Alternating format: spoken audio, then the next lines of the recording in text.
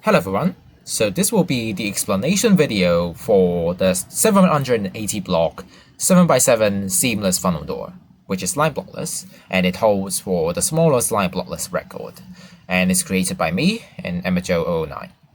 This door works in 1.11 plus, which is pretty nice. So yeah, today I'm going to basically explain how the door works. And likewise to the 8x8 seamless cave door that I previously built, I will divide the explanation into three parts. The first part will be the timings and working principle. The second part will be piston powering layer construction, sequencing, and input joints. And the third part is the planning and redstone analysis. So each part will go more advanced in terms of the explanation. And just in case if you haven't seen the door working, so here it is.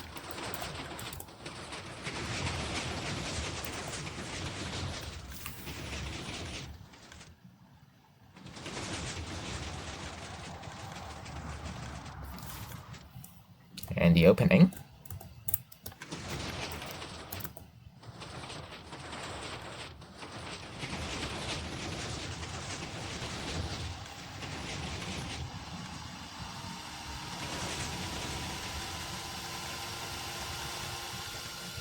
So yeah, without further ado, let's go on. So the first part will be the timings and working principle.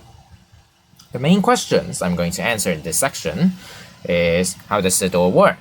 And what are the timings needed to make the door work or the extenders work? So yeah. Now throughout this video, I'm going to refer to the documents that I made which will list all the questions that I'm going to answer. So if you're interested on what questions I'm going to ask, you can feel free to download the documents, which will be in the description as always. So yeah. Now let's go on to question 1. Explain the timings and the working principle of the bottom slider circuit, which is this one. So I've separated all the circuits into their own corresponding section, so you can look at the circuits a bit more clear, I guess. So yeah, this is the bottom slider circuit essentially.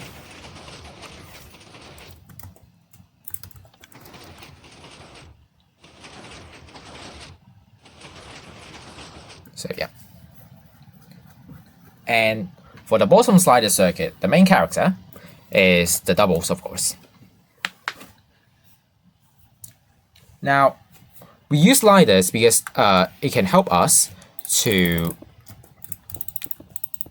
power the doubles and the singles in a 2 white space. Because we will have the triple here, and the triple will use up the remaining space, and yeah, we just don't have space to power it externally from the third or the fourth layer. So we will end up needing to power the doubles and singles only from a 2 white space, which is doable with sliders. If you have seen 2-8 miscellaneous circuit, you already know one of the methods that you can do for example, this here, a 4-stack double single extender upwards, basically. But this time we need 5 instead. So yeah, I'll explain it a bit more in detail. So yeah. So let's explain the double in terms of its timings first. So why does it work? Essentially. So let's obtain some materials.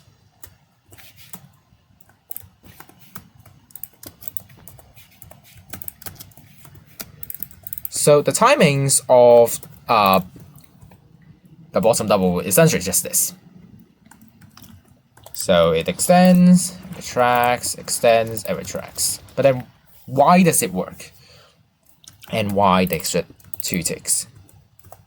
So for extension, is really not much to explain. Because yeah, 2 ticks is very sufficient for this to extend. But then for the retraction, why does it need 2 ticks? So we can consider timings, of course, and we'll do that now.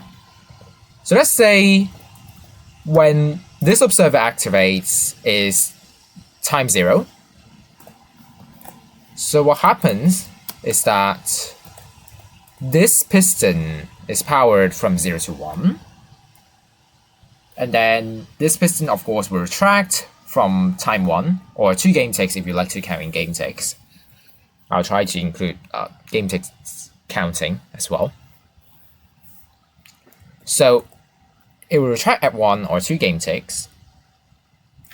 And when will this piston, which will arrive here, be able to extend? The answer is 2.5 ticks or 5 game ticks. Because if we recall from what we have learned in 1-11 or 2-4, we know that even though a piston finishes its retraction in 1 tick or 2 game ticks, we still need an extra game tick for the piston to be able to extend again. This is the piston activation delay. So hence, this piston can only be extended at 2.5 or 5 game ticks. What about the observer chain then? We have 0 to 1, so starting at 0, 1, 2. So this powers at 2, unpowers at 3. And since this piston is able to extend at 2.5, which is within the interval 2 to 3, this piston is able to extend like so. So yeah, that's why the piston is able to retract. And we just by using this block, basically. We are using the single blocks to power it. So yeah, pretty cool. So that's the timings of the extender explained. But then you might be curious because for the middle one, we are observing from a piston that is pulsed. And it is natural to think, wouldn't that break the middle extender? The answer is of course no, because it's already in the final door circuit. But then why? So again, we rely on timings. So let's just think of what will hypothetically happen. The sliders are to be constructed such that it will retain the timings that I've shown, which we'll examine later. So when the slider arrives at this state, what will happen is that both of these will pulse. So let's say it's from time 0. And 0 to 1, these two pulse.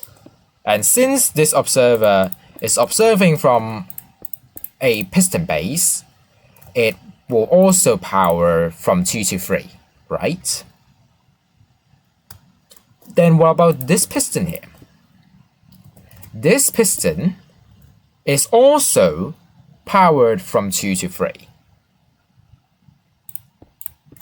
Which is why you will see, if I will slow down the circuit bit.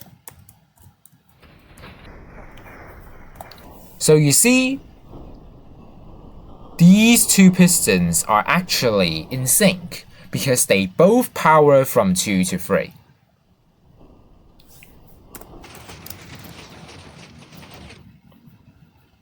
So we explain how the extension doesn't break. But what about the retraction? The retraction works in a similar way, but then it's more involved because we have to rely on some properties of pistons. So again, time 0, these two extend. Time 1, these two starts to retract. And we have established that this will power from 2 to 3. And this block will also be powered from 2 to 3. What will happen then? This piston can only be extended from 2.5. So you might think, wouldn't that there be a conflict between the two pistons? Because both pistons are power, essentially. The answer is no. And it's related to piston priorities, which I probably explained in any timings video, or specifically in 2-3. I think in there, I called it a racing condition. This is a name coined by Deco. But then some people don't like this term. So, but yeah, it's basically in general piston priority. When we have an extender, which both of them are going to power under regular conditions, the front one will always be the one to extend. So yeah, that's basically the thing. And by the priority, we know that the front piston is going to extend.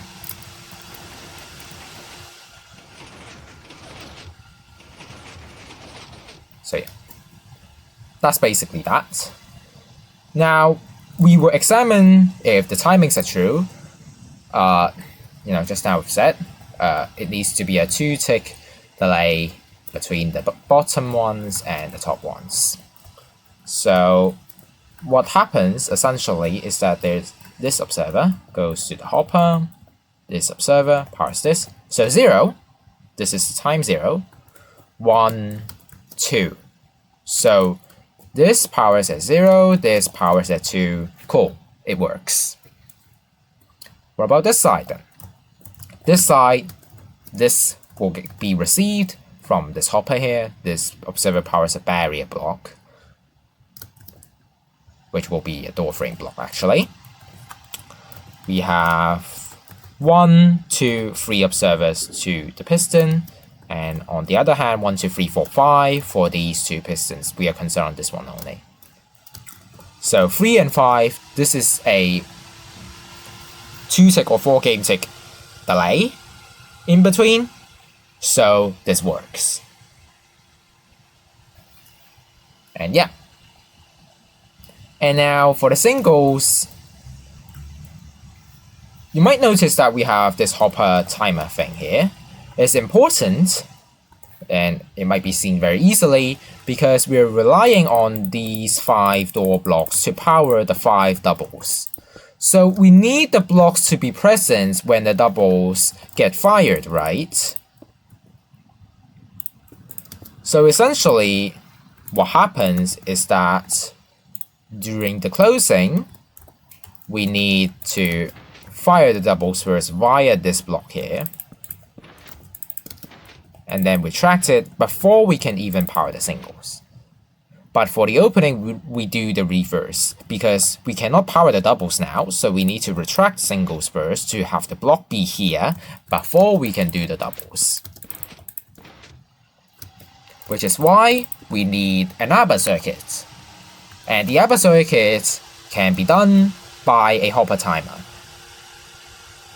And this hopper timer is also neat because it also serves as a hopper ROM. So it is detecting via a redstone dust with changing signal strength. So it will pulse this slider twice. And of course, this slider. And then this observer will pulse these 2 sliders. And by doing so, we can do this ABBA thing. And then the singles here. Yeah.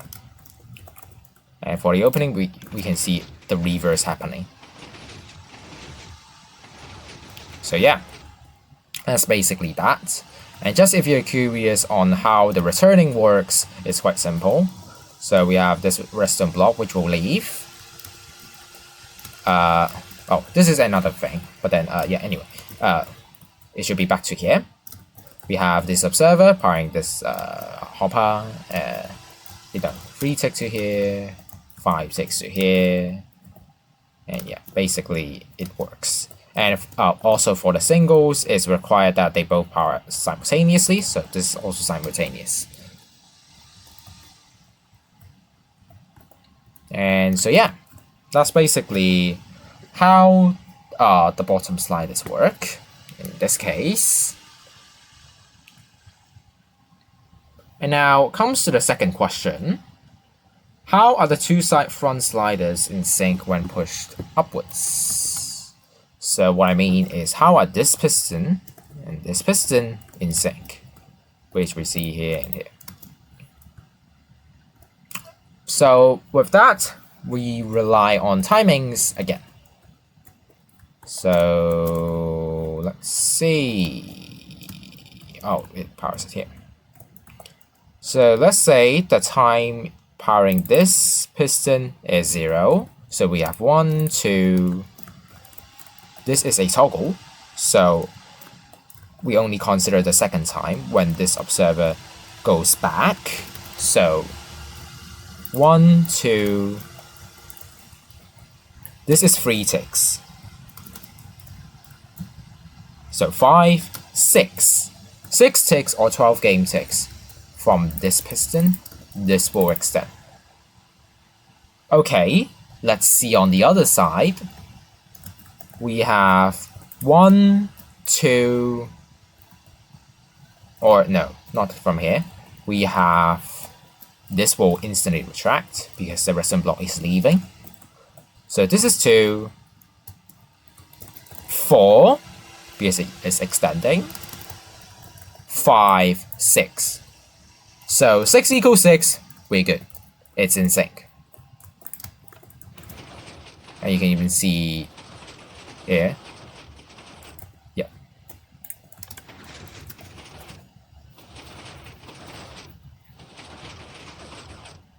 So yeah, it's in sync. Nice.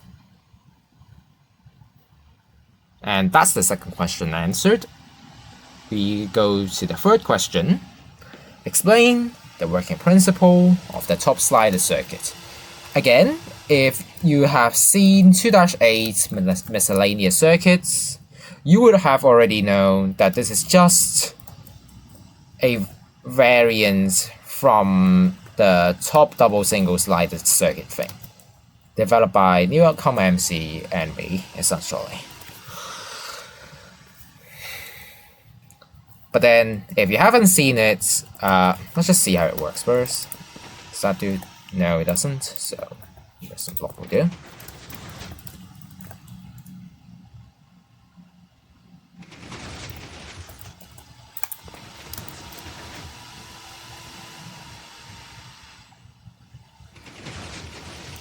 So yeah. So if you happens to not have watched 2-8, it's fine. Let me explain now.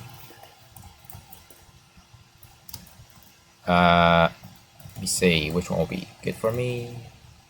Probably this one.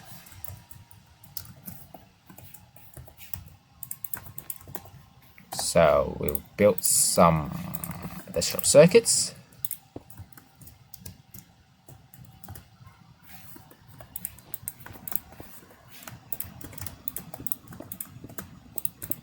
There you go. What happens is that the initial state is like this, so these two pistons do not push anything, to be honest, it only pushes this one. So initially, you have this. So what does this do? It puts the two observers here, powering these two pistons. So you can see these blocks go down. And for the first time, we will power all of these 3 pistons. So there's a lot of things that's going to happen. So let's explain one by one. The obvious one is that the front singles have extended, so these 4. For the back, we see this observer powers the back double extenders, so it pushes these front pistons forward. And meanwhile, we have these 3 observers powering these 3 front pistons. Okay. Now we see that this is going to have all of the 3 sliders pushing. So let's do that. So again, what has happened? So the front one, we have these 3 pistons pushed back, and having these observers will power the front pistons, the front singles, so that they extend the blocks. So for the back, what has happened? We have these 2 observers powering these 2 front pistons, so they spit out the block. And meanwhile, we also have the observers powering the back pistons of these 3 double extenders, and we have these pistons in place. And now here, for this time, we don't power these 2 pistons, we only power this one. So, like so. So what has happened? We have these 3 observers powering these 3 front pistons of the doubles. So that is the explanation done. So about the retraction. The retraction works in a similar fashion. So we have this again. So what has happened is that these 2 observers power these 2 front pistons. And then once again, we are going to power all of the 3 slider pistons, and it will do this. A lot of things have happened. So we see, firstly, the singles, the 4 singles have retracted their blocks on the back. What has happened is that we have these 3 observers, which will grab these 3 doubles, the blocks. And meanwhile, we also have these 2 observers powering the back pistons of these 2 double extenders to grab the front pistons backwards. And now we have this here power to push all of the 3 sliders like so. Again, a lot of things have happened. We have these 3 singles retracting from the observers. Meanwhile, at the back, we have these 2 observers retracting these 2 doubles. And we also have these observers that will power the back piston of the 3 doubles here. So they grab the front pistons, and again this time we only power this slider, so it does this. So what ends up is that these 3 observers return here to power the front pistons of these 3 doubles, and the whole retraction is done. So yeah, just illustrating very detailedly on what actually happens. And you might have noticed that we are alternating between powering these 3 pistons and this 1 piston only. So it makes sense for us to add some input joints here. So we see we have this observer which will power this toggle thing, which will either power these 3 pistons or this piston only. And that's basically how this works. And we have, in conclusion, the entire slider completed.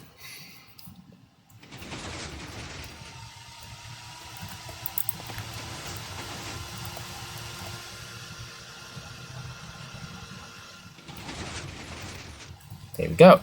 So yeah, that's question 3 explained. Hopefully this detailed explanation makes you know how the top sliders work essentially. And just some backstory, what happened is that Newcomer MC is the one that developed the entire slider, and I'm the one that added this toggle here. So yeah. Although my effort looks very small, but then somehow people don't seem to know that this small toggle can do the stuff already.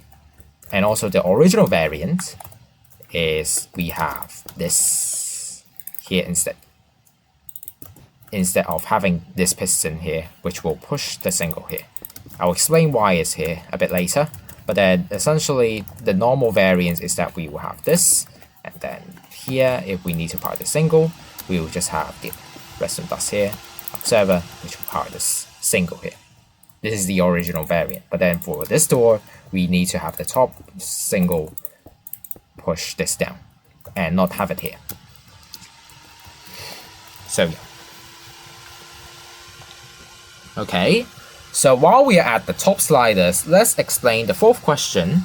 How are the minecarts placed for functionality? You might see the minecarts are placed a bit funky. In the actual door, it looks like this. This minecart is completely inside the observer. Well, not exactly, but a bit out. But yeah, so the things to notice for this minecart is that we have two strings. It might be helpful for us to look at in spectator mode. We have this string and this string. So, which is all pushed up by this piston here.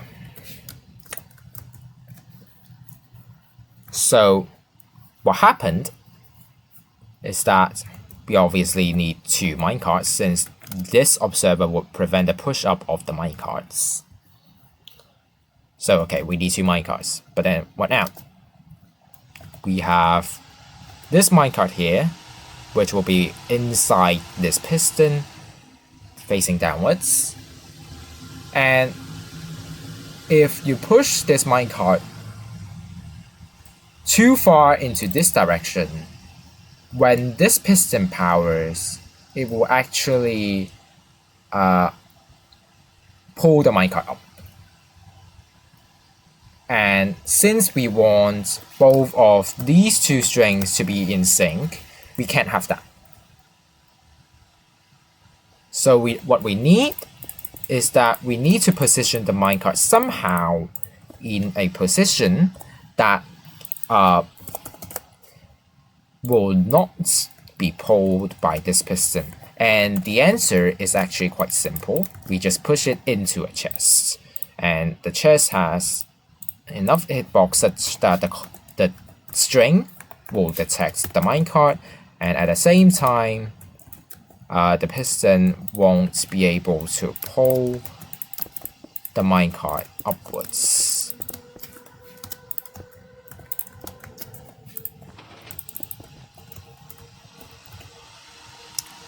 And meanwhile, for this minecart here,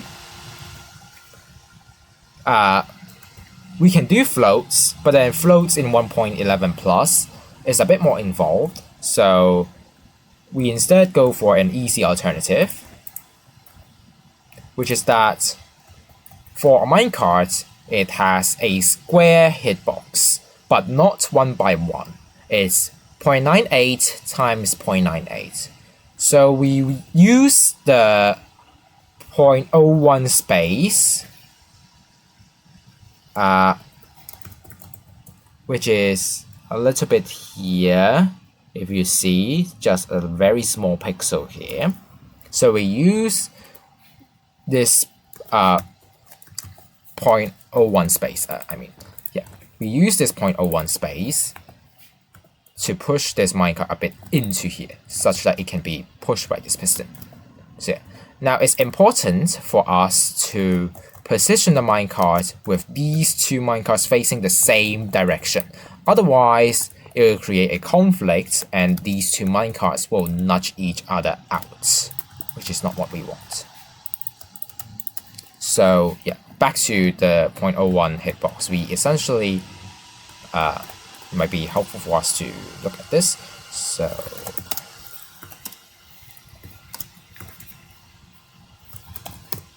So currently the Z coordinates is 13.5 after, and also let me just see, yeah, if we push this, we see this goes up, and I will remove the piston now. But then after we push this into the other minecart, if we run the same command again, we see this is 13.52 essentially. So what will happen is that this piston is able to push both of these minecarts, like so. And they can all be detected by strings, obviously.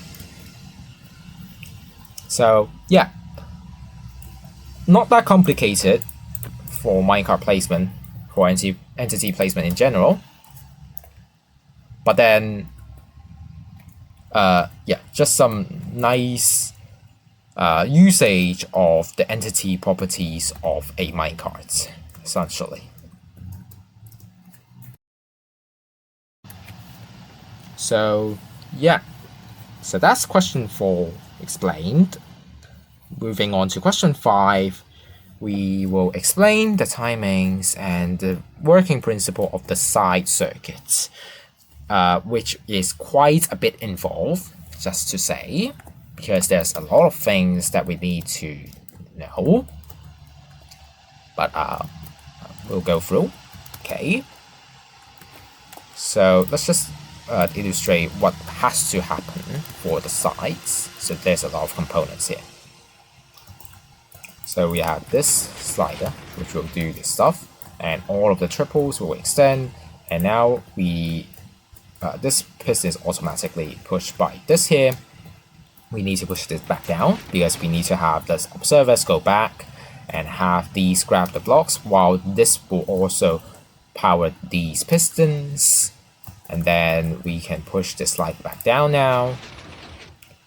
And what will happen is that we also need to push this down. And this will have an input joint to this here. Yeah, like so. And the opening works in a similar fashion. So you can see these blocks get to retract. And this here, and then here. And you also see this double here leaving out its block, which we will manage a bit later. Okay, so what exactly happened? Okay, so let's just see. Obviously, when we push up the sliders, these two dots get powered, which will power these 3 back pistons of the triple and the 3 back pistons of the doubles. Okay, and then what will happen is that we have there are some components that will be powered. We have this input joint that is powered, and in case if you haven't seen this input joint, I will illustrate a bit here. So this is a very standard snappers extender like input joint. Why I say this is, you see, it's very useful because all we need to do is to power the back piston and just control the front one. So this is times the second time, the third time, and we'll pull this the fourth time. Yeah, it'll pull all of itself backwards. So all we need to do is to power the back piston 4 times. Easier said than done. So yeah, and it's used here. So you see just now how this extender will do its job. But then for the bottom one, obviously we can't do it because the observer can only power to this level. But then for the bottom one, it's out of reach. So how do we do this then? The answer is also quite simple. We also have some of the snappers like input joints, except this time we detect from this piston here. It's actually more common to detect from the piston base. But then for the top part, we didn't do that. So yeah, for the bottom one, it looks like this. And then here you see we have the exact same thing.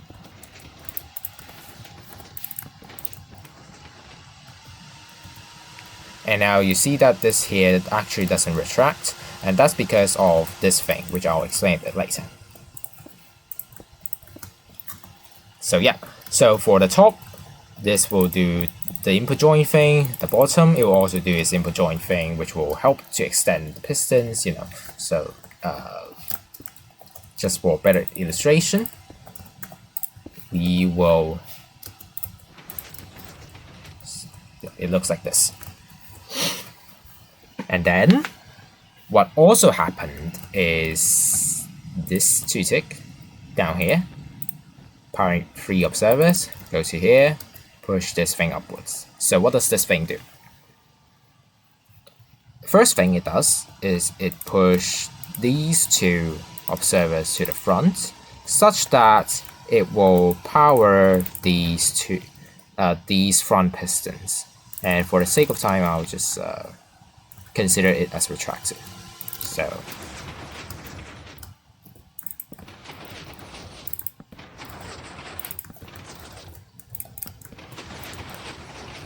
yeah, it looks like this. So that's the first thing that it does. But then there's also another thing. It pulses the 3 back pistons again with these observers. So what it will do is it will pulse these, and then it will retract these like so. then when we push this back, what will happen is that first thing, it will retract these. Second thing, it will also extend these. This is the third time now.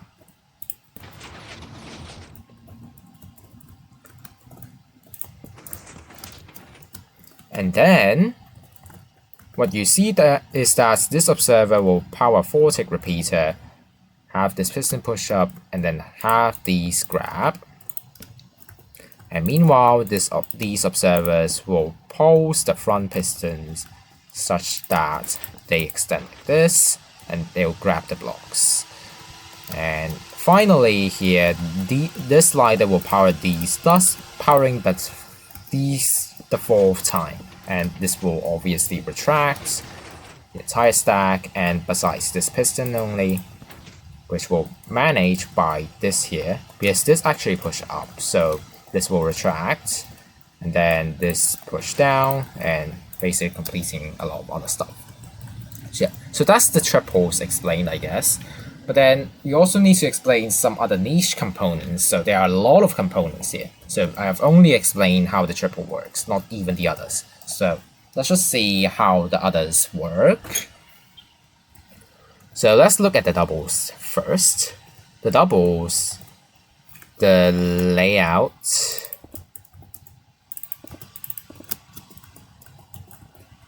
I should probably move this a bit out for clear illustration. Looks like this. We have this here, which will power through this block. And funny enough, we have this cell. I'll use sand because easy to get.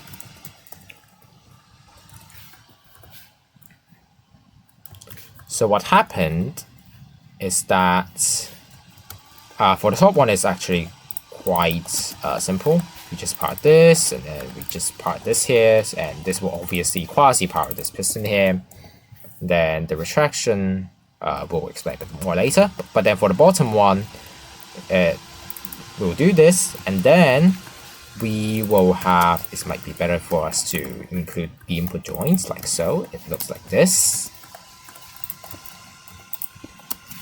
So we have this here, and this will push 2 times as we are detecting from the piston base. So it does this. And then for the retraction, all of these are going to retract. I'll put this piston here.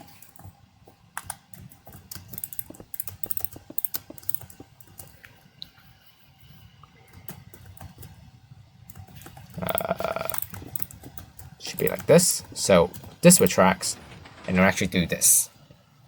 So why does this happen? It's probably better to explain in timings. What happened is that time 0, this extends, time 1 it retracts, and this piston again can only be extended from 2.5 or 5 game ticks. Meanwhile here, we have 1, 2 ticks. But then if we say this piston can be extended at 2.5, it also means that this piston can only be pushed at 2.5.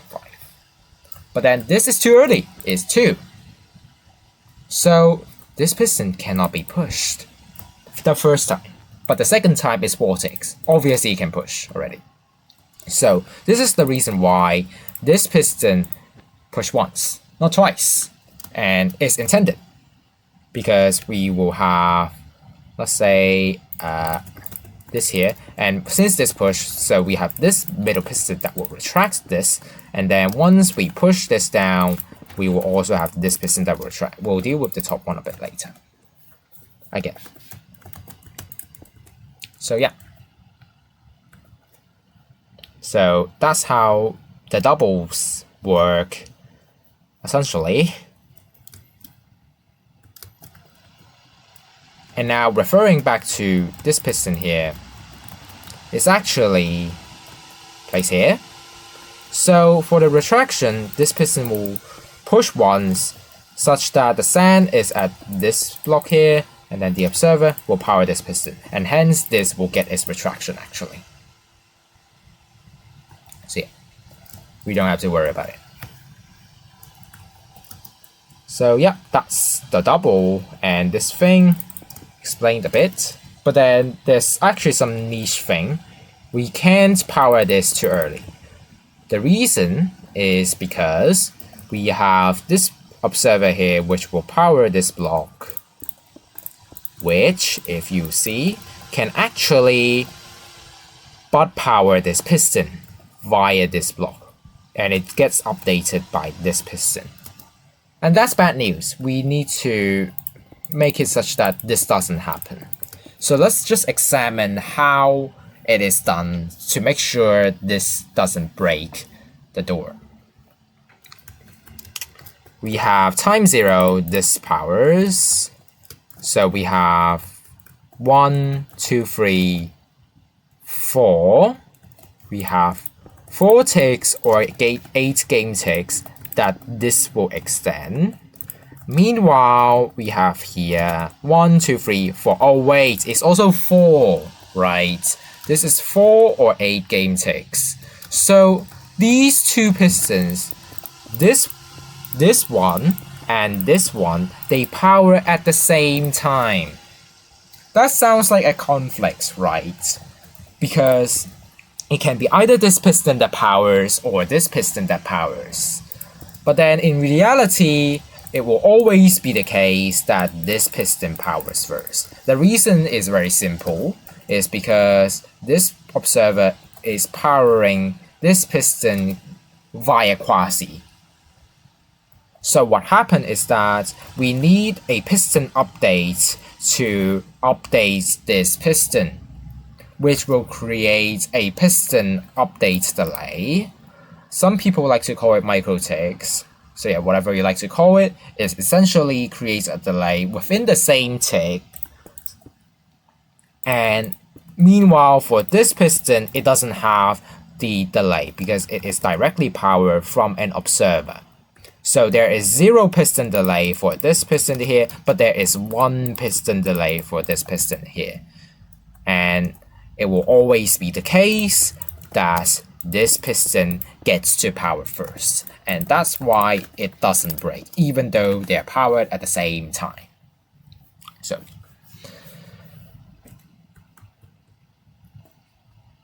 okay, so that's this part explained. There's still a lot more to explain.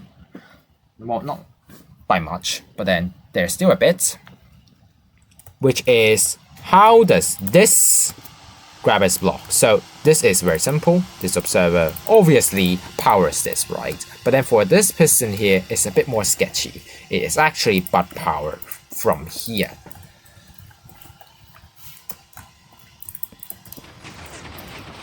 So let me just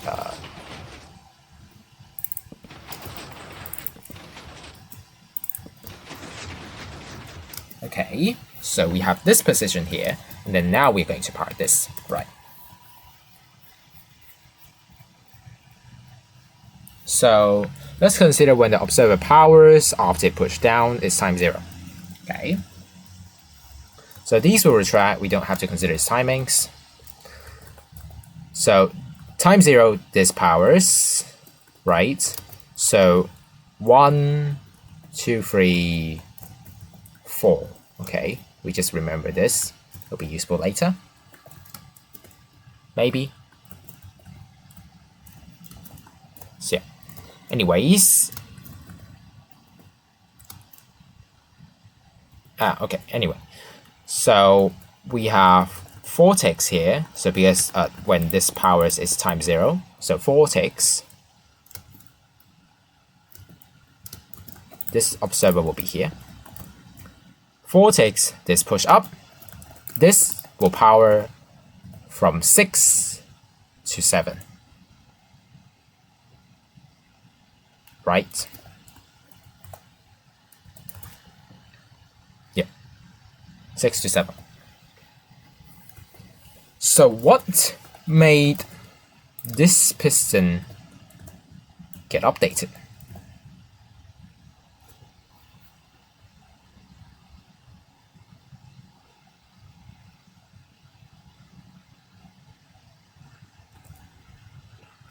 Now, notice that before we said this observer powers from 4, so it will unpower at 5. What will happen is that we have this piston here that will unpower at 5. What this means is that it will create updates to the adjacent piston, which is this piston at this level, so 1 block into it, of course. It will create updates to this piston at 5 and 6.5.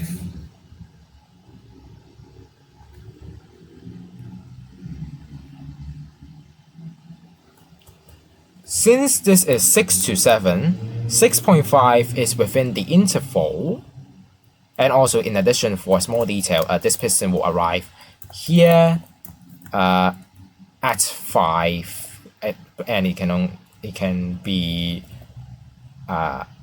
extended at 5.5, so it's way over already.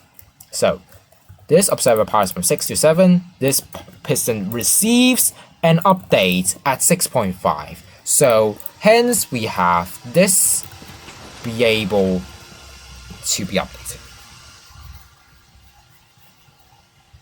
And meanwhile, we also have these observers that will power these blocks and power these pistons, as I've already said. So, and that's why this piston is able to pull its block here.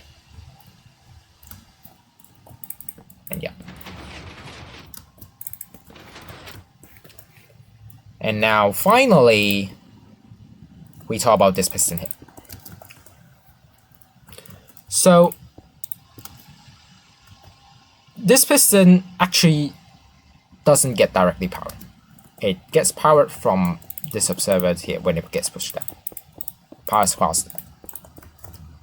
So we need to have a way such that this double gets to retract its block. And we do that by powering the singles at a suitable timing such that it will update this double extender here to retract its block. So that's how we do it. This is not going to be within this part.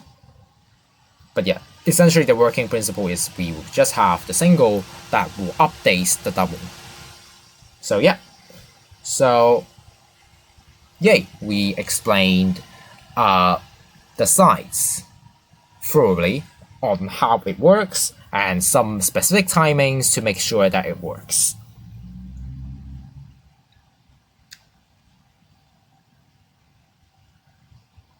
And yeah, so moving on to question 6, which is again related to this, but then we now explain a bit more thoroughly.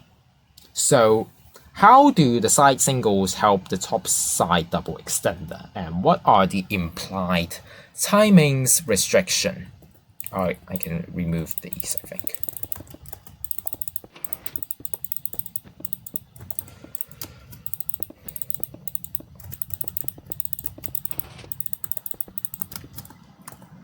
Okay. So again, we just need to consider from this here. So let's say powering this times 0. So what it will do is that it will push these two blocks down. This is going to power from 2 to 3, right? Then how should the singles be powered such that it will update the piston correctly? We can update it at 2. We can update it at 2.5, so 4 game ticks and 5 game ticks, respectively. These two can work. So let's look at our options. We usually don't want to consider half tick options or 1 game tick, odd game tick options if you don't like to say half tick as in half redstone tick. So what happens is that, you know, this is times 0. So let's consider this, you know. What will happen here is that this powers from 2 to 3, right? This powers at 2, so it will create an update at 2 to this piston. So for a 1 tick delay between this, oh no, sorry, for a 2 tick delay between this and this, it will work because it creates an update at 2. Then what about this? This is a delay of 1 tick between this and this. Okay, so what happens? This extends at 1, it will retract at 2, but then it will give an update to this at 2.5. Essentially, if I'm not wrong. But yeah, either way. So it will either give an update at 2 or 2.5. I think it's 2 actually. The reason is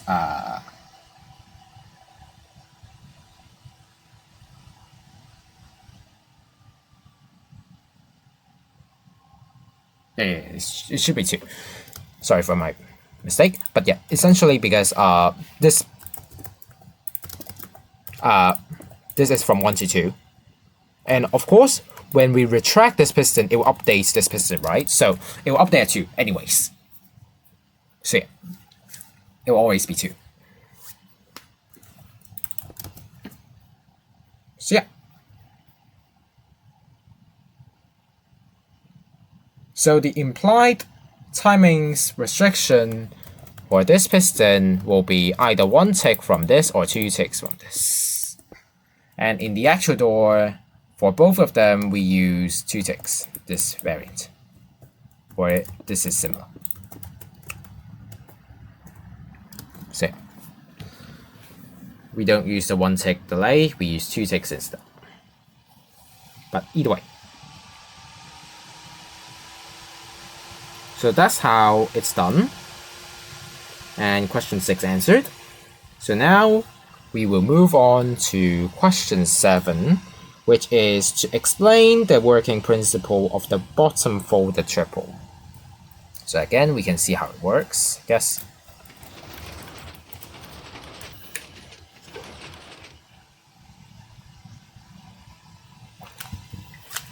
And of course, let's just see. On the other side, I guess, why not? Okay. So what happened is that we have the input detected by an observer, powering this hopper, powering this observer, this bottom piston extends.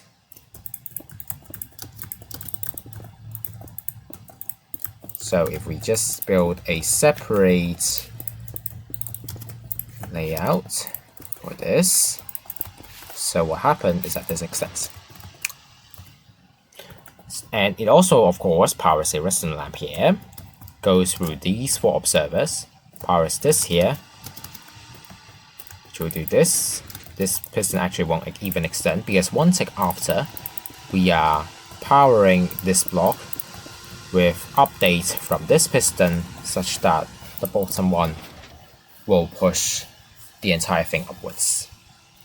And since it's a redstone lamp, there are 2 pulses, so this will pull down as well. So that's the entire extension already completed. Now for the retraction, this is from here. So we will have something like a chopper, and it might be better for us to place this input joint already.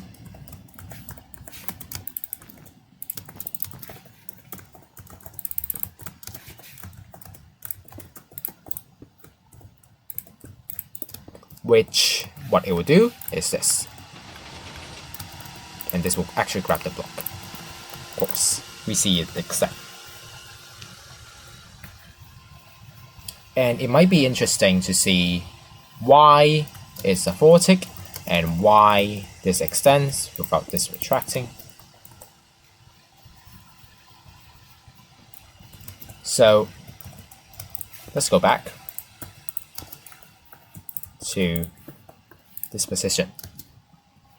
Why is it important for 4 tick to an observer?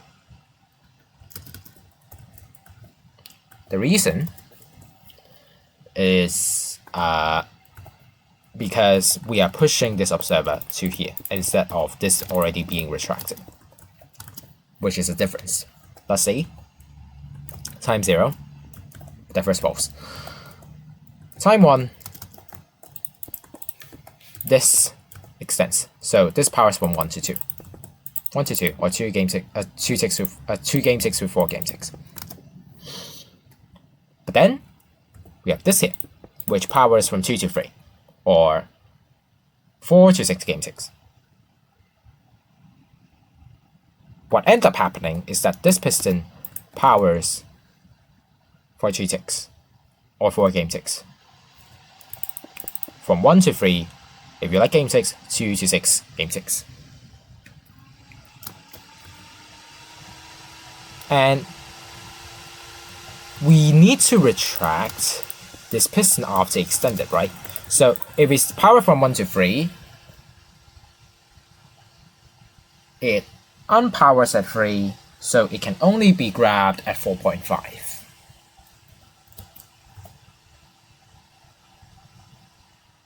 So let's hypothetically say this is a 3 tick repeater. If it's a 3 tick repeater, what will happen is that, so we have 3 here, 3 to 4. 3 to 4 and 4.5 isn't in the interval 3 to 4. So it won't grab.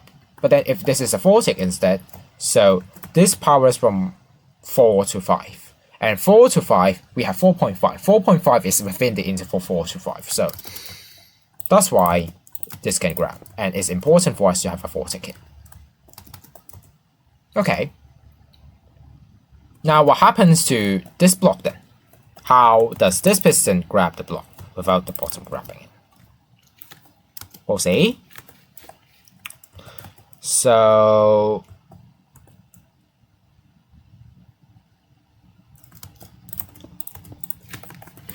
let's go back. So we have 1, 2, 3, 4. And when this observer arrives here, it's 5. Right.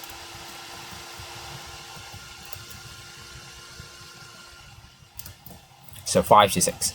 Meanwhile, 4 here again, second pulse. 5 here. So 5 to 6. 5 to 6 for both this piston and this piston. Which is why... Oops. Hang on. Which is why you will see these two pistons power at the same time. And hence this piston doesn't grab this piston.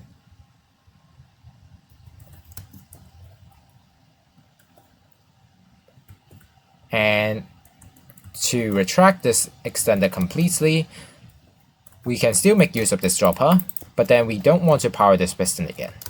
So what we do instead is that we power this dropper only by activating it. So the difference between powering and activation occurs here. So if powering, we will activate this piston, but then if we only activate the dropper, we don't activate this piston.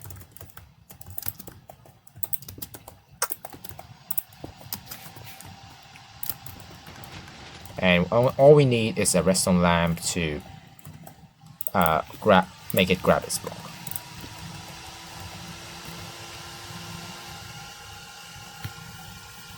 Now, let's see. Okay, it might be a bit sketchy because we do a double pulse here, but then at the same time we also have this observer that will also do its pulse. So let's just see why it won't break. So time 0 here. 1, 2, 3, right? But then this is a redstone lamp. So it powers from 0 to 1 and also 3 to 4, right? So this is free to fall, this is free to fall.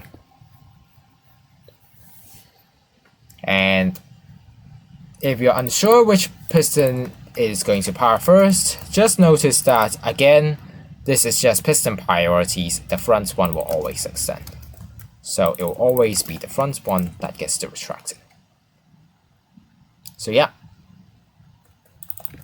So that's the triple explained just by using the setup, but then how is it actually implemented? Right? So I've explained this part, but then for this part I haven't explained it. So what happens essentially is that we'll have the single double sliders going across. We have this observer here, which will do its stuff, but then the main thing isn't this observer, the main thing is this observer, which will go into the toggle. The first time it will do this small tick, which will push this piston and do all its stuff. You have already seen it. The second time it will push to here, powers this redstone lamp, go through these observers, which will power which will activate this dropper. It's important to say it's activate this time, and it will do its stuff. So yeah, that's how it's implemented. So yeah, it's actually quite simple for the triple, to be honest. So yeah, so that's question 7 explained. Now, question 8. Explain the timings of the top folded triple, which looks like this. I have also included the quad here, but then we are only interested in the triple. So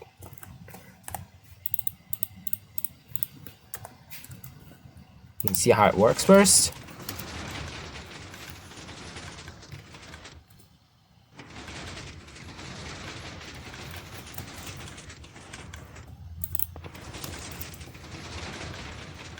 So you can see it retracts,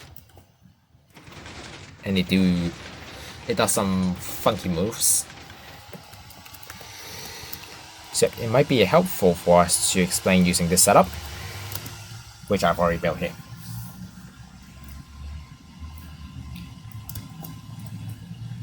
So what happened in the actual door is that we fire this observer.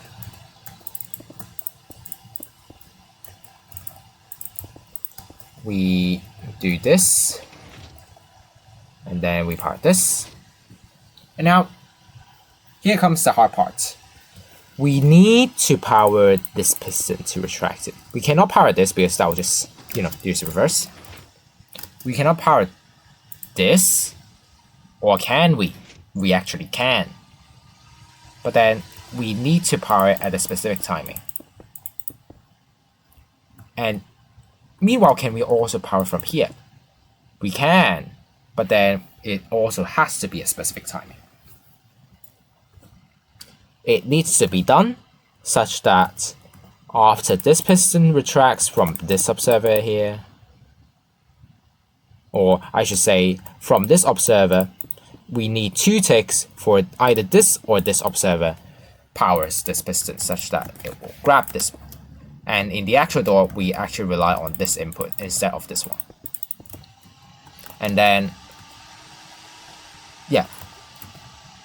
And the reason why this works is again due to piston powering priorities. If we have this piston that is pushed, and after the 2-tick interval, we can actually force this piston to push again instead of this piston, even though we are powering from these observers. So anyways, so we have this that will retract. So let's assume it's in the retracting position, the opening status. So after this, again, we can use the piston powering priorities. So we have the 2-tick delay such that we will power this observer to retract this block, and we can force this to retract without needing locationality. And then we can do this and power this. So yeah, in the actual door, it actually does 2 more moves, as you have seen. And that's because we also power this here with the same timing such that it will always power this piston, and then we also power this observer here such that it will retract the block, obviously. And yeah. And that's how this is done. So let's just examine the timings now and see how this is going to be achieved. So I'm not going to explain this because this is a very short delay. So all you need to know is that this is a toggle that will power this, which we need the toggle. Okay. How about the ones below? Well, we need this to power first, and then 2 ticks after we need this to power, and then 2 ticks after will power this, 2 ticks after will power this, 2 ticks after will power this. And if you notice, this is a 4-tick interval for this one, and a 4-tick interval for this one. So it's very natural for us to detect from 4-tick repeaters, right? So yeah, and we did it. And now comes the actual timings. So let's just count why it works. So let's say this is time 0. 1, 3, 5, 9, 10, 11. Right? Meanwhile, 1, or actually here, 1, because this observer powers both drop and hold. 1, 2, 3, 7, 8, 12, 13. So this is 11, this is 13, and it will work.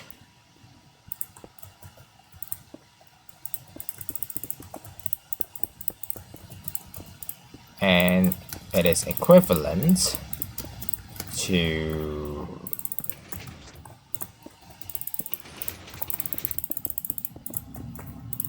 this.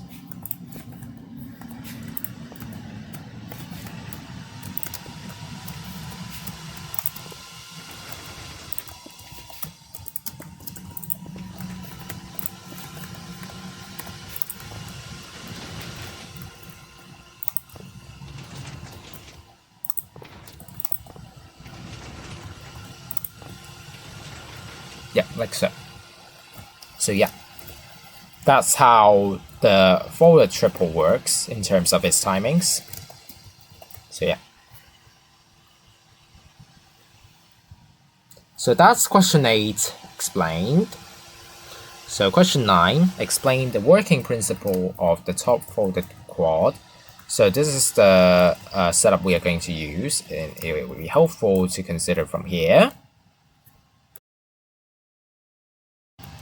Okay. So what actually happens is we have this that powers, which does nothing. We have this, which will give a single pulse. So this and this powers. We have this. There's a toggle here, so this won't power, and it will only place the piston here. We power this input, so this will create a double pulse. So look at what happens. It will do something like this. And this is also important for this to be a sticky piston. And it's used here. So why does this happen in the first place? So when this push, 1 tick or 2 game ticks, 1 tick, this powers, 2 tick, this powers, right? Not really, because 1 tick here, but then we have 2 ticks which will power this piston here from this observer. And 3 ticks, because this is double pulse, which will power this dropper, and again, quasi-powering this piston. So this is power for a total of 2 ticks, or 4 game ticks. So if you just push an observer with a 2 tick, it actually really does nothing.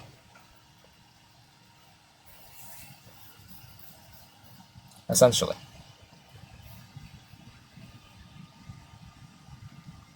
But then, it's actually not that simple, because otherwise, how would this observer power this piston, right?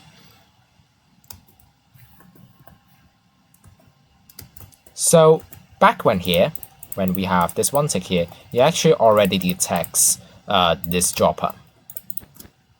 So It detects the dropper, but it is unable to power this piston because it will get pushed. But yeah, it detects. So what happens is that it is detecting while it's moving, or I should say it's powering while it's moving, so it doesn't power anything.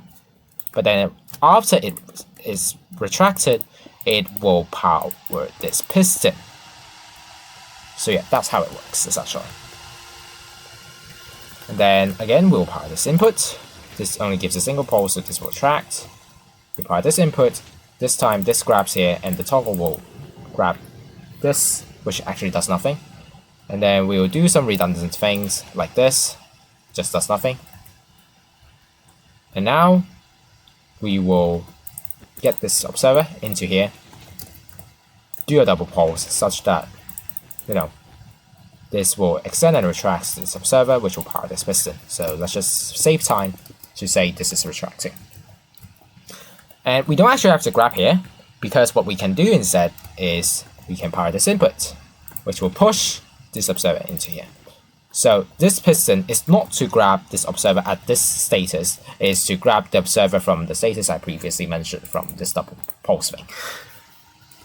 And now here we actually reversed our status. If you notice, back it is here, now it's here.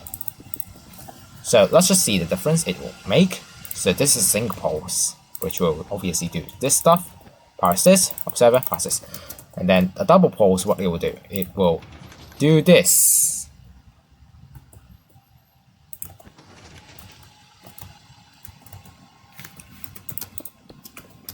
So why does it happen?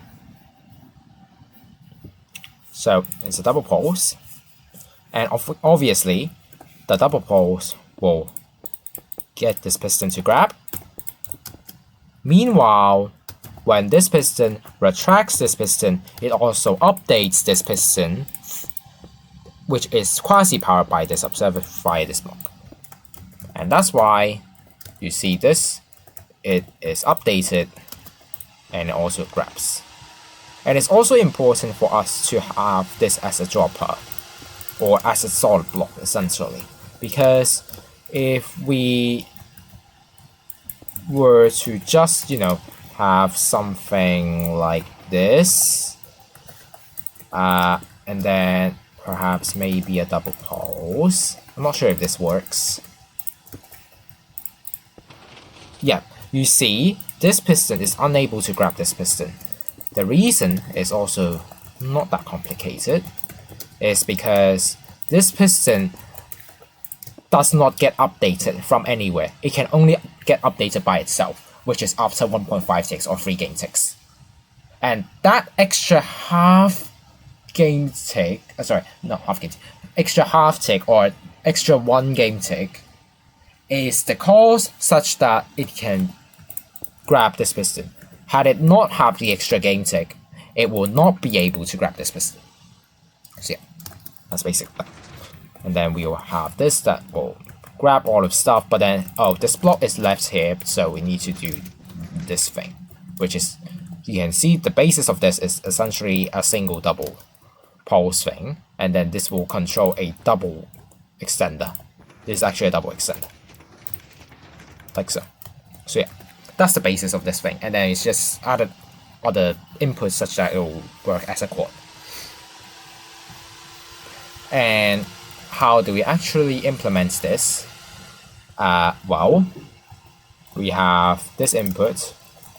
Initially we have these two, so this will get fired, this will get fired, which corresponds to this fires, you know.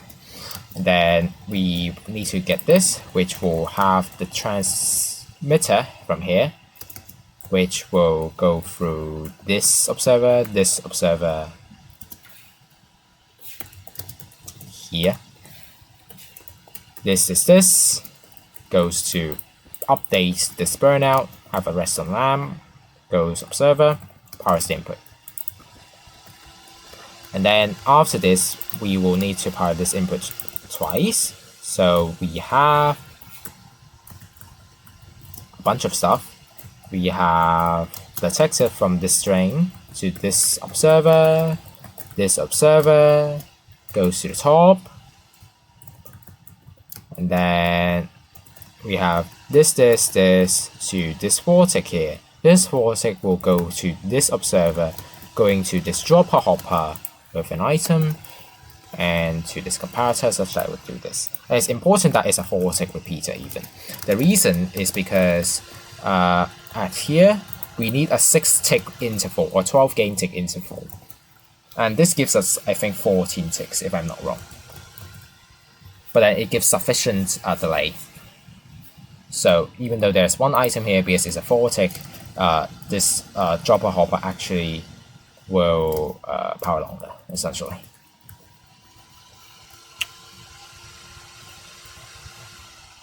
And hence, this will have sufficient delay interval for this to do the double pulse. And then obviously we need to do this pulse again. So where do we do it? This time we need a lot of delay. So we have this piston here, it retracts and extends to power this vortex. Go up here, vortex, go up here, power this again. So that's how we do it. And then obviously this is done after this lamp turns off. So that's also the reason why we need a lot of delay. So yeah.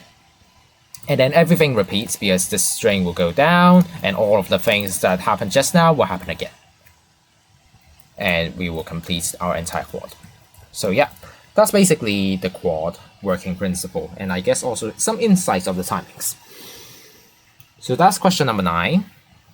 And now question number 10, which is the final question for the timings and working principle. So how are the two front sliders here in sync when pushed downwards? The answer is quite surprising. It's by trial and error. We don't actually count the timings. We can count the timings here, but then it's actually quite hard for us to count the timings when we have a burnout here and then 4 items here, because you know the items will get transmitted downwards. So you can try to count it, it's fine, but then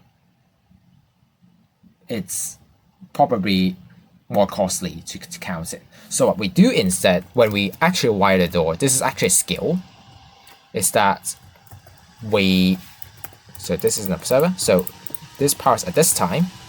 So we have this comparator here, so we adjust for different items until we think it's close enough. And then we do this here, and then we just connect these two together. And then, have some pistons powering until, and then we adjust the time until these 2 pistons are in sync. And in which case, it is these 3 observers that will make it in sync. We don't use this space because this observer is going to detect this here. So yeah, so that's how we adjust for the timings, and this is an important skill for you. When it is too complicated or too costly for you to count the timings, all you need to do is to adjust the delay such that they power at the same time. So yeah.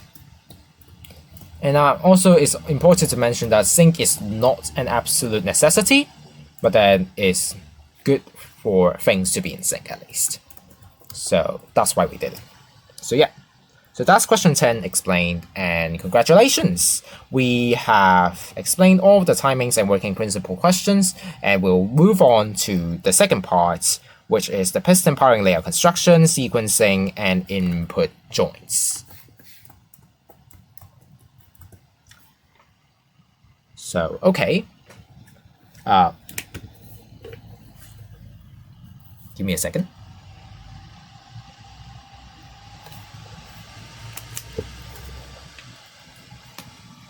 When recording these videos, it's important to have a cup of water on the side because I'm going to talk a lot. So yeah. So anyways, let's go on to the piston powering layout construction first. So question 11 is, how to construct a piston layout for the 7x7 seamless funnel door without slime blocks and honey blocks and within 780 blocks essentially. Because we're trying to create a record, of course, we probably want to go for as far as we could. So okay, it's just the piston layout. So once again, we're just going to place all door blocks here, so we ensure ourselves not to miss any blocks. So we can delete the blocks as we go when we place the corresponding extended spread. This is always the best thing to do, because if you miss the blocks, it will be very time costly for you to realize that you have missed something, and you might to redo a lot of stuff again, which is obviously not a good thing. So it's important at the start we construct a piston layout that actually works. So I think it's no doubt for some of the blocks, for example these blocks, the closest that we can retract from is from here. So normally we won't overcomplicate our layouts unless there are some very specific circumstances. I think in previous doors I might have some special stuff, I'm not sure. But yeah, normally we want to retract in the minimum possible blocks as we can.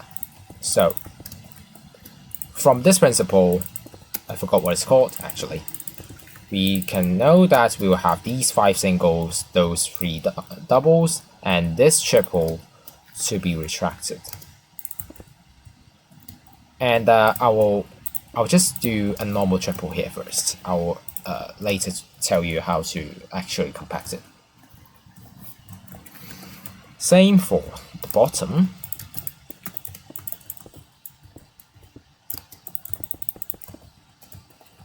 The doubles.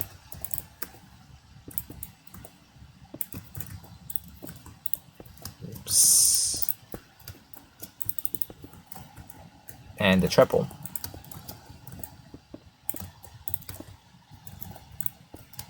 We can leave out the quad actually.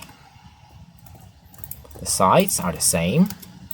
So because this door is very symmetrical, or it has a rotational symmetry to be exact,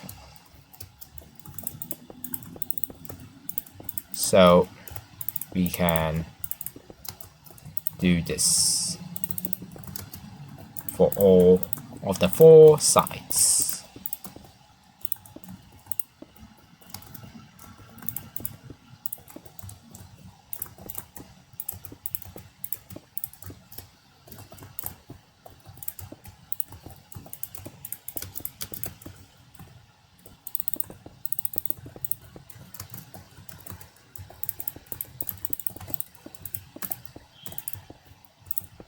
And you see that we'll have this diagonal, which are the blocks that are going to be suitable for any of the 2 sides to retract it, because this is 1 block from here, 1 block from here, this is 2 block from here, 2 block from here, you know. So they're all even, so we can choose which side to retract from. And normally for the quad, we'll usually retract from the top.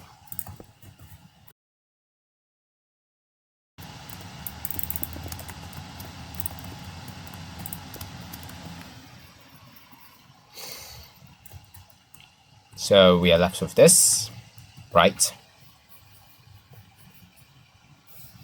Now for further concerns, it's actually easier for us to get these 2 doubles at the bottom, because as we have established previously, we are going to use sliders, or if you've seen previously, we are going to use sliders. So for the bottom and top, we are much more capable than the sides to grab these 2 extenders. I'll also explain a bit more detail later, but for now, just trust me. For these here, well, the top probably isn't a good option because we already have the quad to control, so it's better off to place these on the sides. And for the bottom, even though, you know, there's only 1 triple, the bottom is actually quite hard to add 2 more triples. It's actually better to add it to the sides. I'll also explain a bit more later.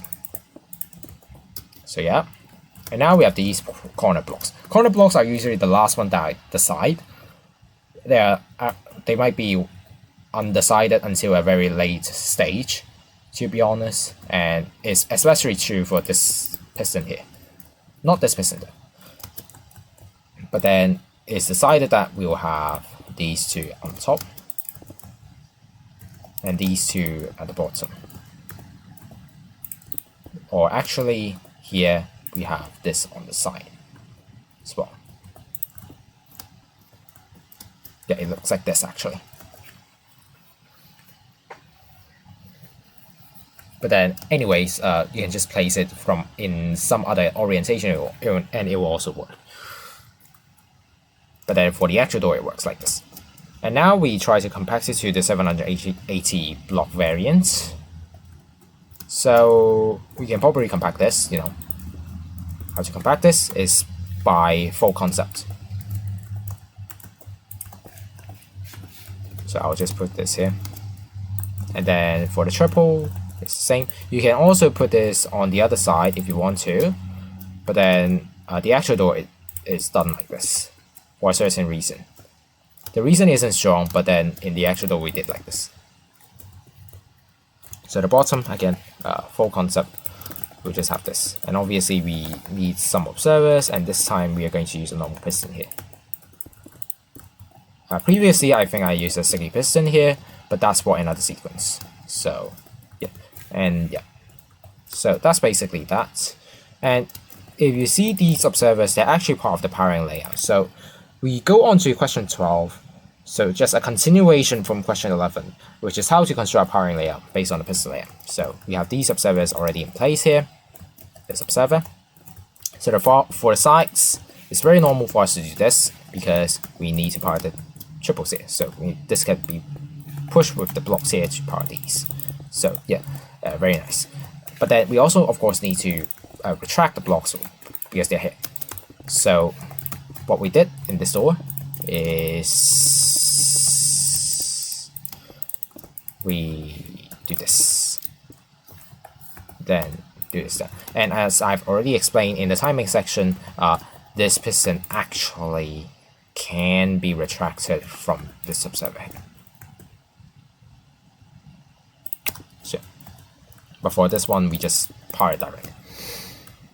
And same thing, because it's symmetrical, we do the same thing on the sides.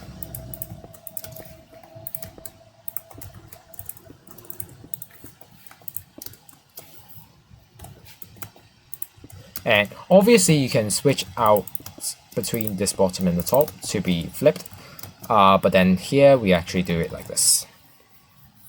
And the main reason is for the top, because the top needs more space. Again, I'll explain a bit more later. Now, for the triples, you can get a bit more involved by placing the observers downwards, you know. But then I'm not going to do that because that's a bit more to the input joints. And yeah, you probably already know what's going to happen. So just going to concern for a double, so we need this observer obviously. And then, yeah, we decided that we use the sand layout. There's actually one alternative layout. Yeah. But then we decided to abandon it. So we use this instead. As long as it works, you know it's good. For now.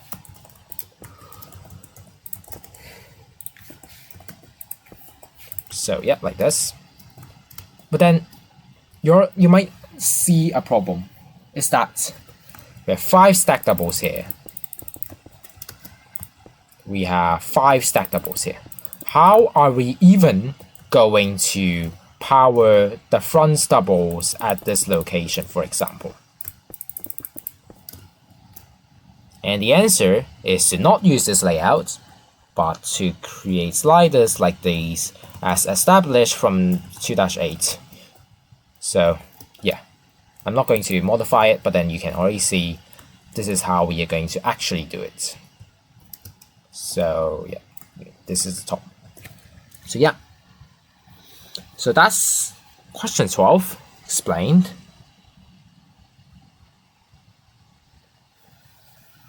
And then, yeah, just a bit of a tangent. Question 13 is also a bit related to the side singles, which I'll again explain it. How should the side singles be controlled? Because when we construct the powering layout, we see that we have this, and actually I missed out this here even. So just add that. So we have this here, but then we can't have this observer, right? I mean, you know, you can do things like this, but what's the point if you already have this here? So what we're going to do is to push this observer downwards and then update this double extender here. So we will need to have our singles update the doubles. So that should be in your consideration already when you created this powering layout.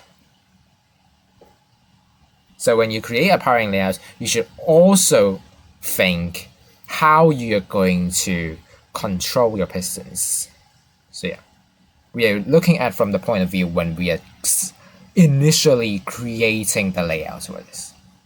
So even though I've already explained from the timing section that yeah, we need to update the doubles, but then from the point of planning, you already need to know the singles have to be powered at a specific timing. So that's the importance of this question, just to bring it up. So yeah, so that's question 13, and that's going to be all of the piston powering layout construction. And I guess this is a bit related to planning for question 13, but then yeah, just include it here because it's important that we already consider this at this stage. So yeah, and now question 14 will be starting to relate to sequencing and input joints. So yeah, question 14 is state the minimum move sequence for the bottom for the triple and improve the sequence.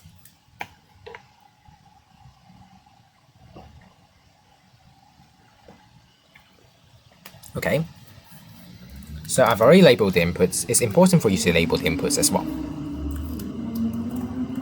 And yeah, so let's go. So the minimum move sequence, what we are trying to aim is we find the sequence that has the least amount of moves possible. So it's nice for us to just have a column of blocks here so we can write down our moves. I always like to do this. You can write down on paper if you want, but then, you know, just because I have to illustrate, so I write down with signs. So it's very natural for us to power this bottom piston for initializing. So that is input B, like so. Also this should be this. So input B. And then we of course want to do input C because we need to push this upwards. So we have C. And then here we actually have some options. We can do B twice, so we extend and retract the observer. Or we can do input D, which will be later proven to be useful. Usually you won't have this kind of circuits here because you probably aren't sure what are the specifics of these and how you should double poles or single poles or what intervals, what etc. But then yeah, because I already know, so I just show you a bit more. So it might be helpful for us to add another column of blocks so we see the alternatives.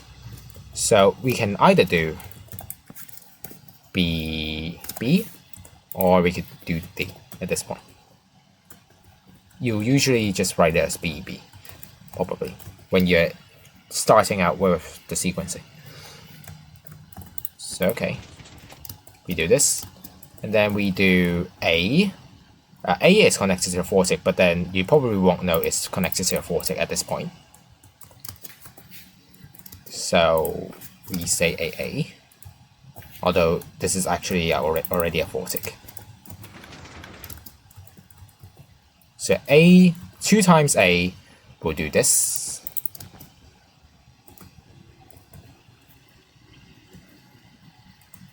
And then, well, let's say it's retracted like this. We need to grab this block, right? So we have B. Of course, B will also power this, which is very nice. So B. We don't want to power C now, because what's the point of doing this? No point. So we can't power B. Powering B. Oh, powering B will do this. Oh yeah, it's a bit strange in this circumstance. Yeah, usually we'll do this, but then you'll see powering B will do this. But then if you have the hopper here, it actually works. But yeah, anyways, we still need to make sure that we don't actually rely on the hopper, because perhaps you might be powering from piston, which in this case it won't work. It won't retract. So, you know. So let's just assume we cannot power B. What do we do then? We can power from this block. Have the updater here. You know, that's why we will establish another input here, which will be input D. So D, like so. And then I'll just modify it like this. So yeah, once you have figured out the moves, yeah, you can see that, for example, D has to be powered twice, so you can just connect to a 3-tick repeater. A has to be powered twice, so you can just connect to a 4-tick repeater, and then you would just simplify your things like this. And then you might still have this actually. And then you simplify it such that you know that A is basically powering this twice, but then we can just connect to a 4-tick repeater and call it A. And D has to be powered twice, but then we can just connect to a 3-tick repeater and call it D. So yeah, like this. So we have established the minimum move sequence. I think in the document I wrote it as B, C, D, A, B, D. I didn't write B, B here. But then we consider the alternative D instead. And it will be important for us later to know why we consider this alternative.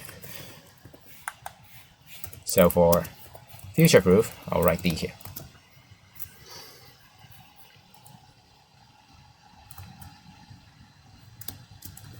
Now, we want to improve the sequence, right? So what can we observe from here? It looks like B will always go with D, and same here. So yeah. And we have left out C and A. So C has to be on the toggle, okay. Well, it always has to be a toggle because we only want it in the extension, not the retraction. But then A. What if we power it now? It works if you have an obsidian here. So we notice that we can actually add a redundant move A here. Or I would not use a glass.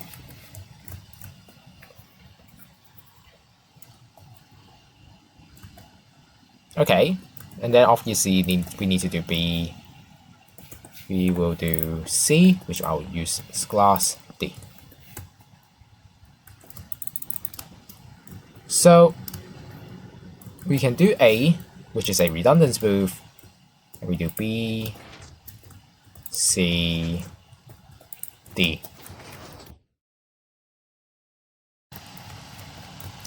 Then what now? We obviously need to do A, as stated here, and then B. We still can't do C, so we just do D. And now look, we have A, B, C, D, A, B, D. So the minimum move sequence would suggest us, something like B, D, and then we notice we can add A, so we added A, and we also know that C must be on the toggle, so we just have C on the toggle. So our conclusion is that the minimum move sequence B, C, D, A, B, D, but then we have the improved sequence, which is A, B, C, D, A, B, D, which is very nice because we see some repetitive stuff that we can do. So A, B, D can be repeated. All we need to do is just add a C toggle in between B and D. So that is the minimum move sequence and the improved sequence develop. And yeah, after viewing 2-12 and 3-3, you should be able to know how these are going to work out. So yeah, so that's question 14. And now question 15, which is a very short question. What are possible input joins for the bottom folded triple? So we have A that will go to B. We can actually connect that. So the connection is this. It's a bit peculiar why we can connect like this, and it won't break this, but then as I have discussed from the timing section, it actually won't break. It actually works quite well. So it actually does this. And then so A, B is already done. C, D. We cannot really connect between B and D, to be honest. It's a bit harder. And even if we connect it, you can see the potential of clocking. So yeah.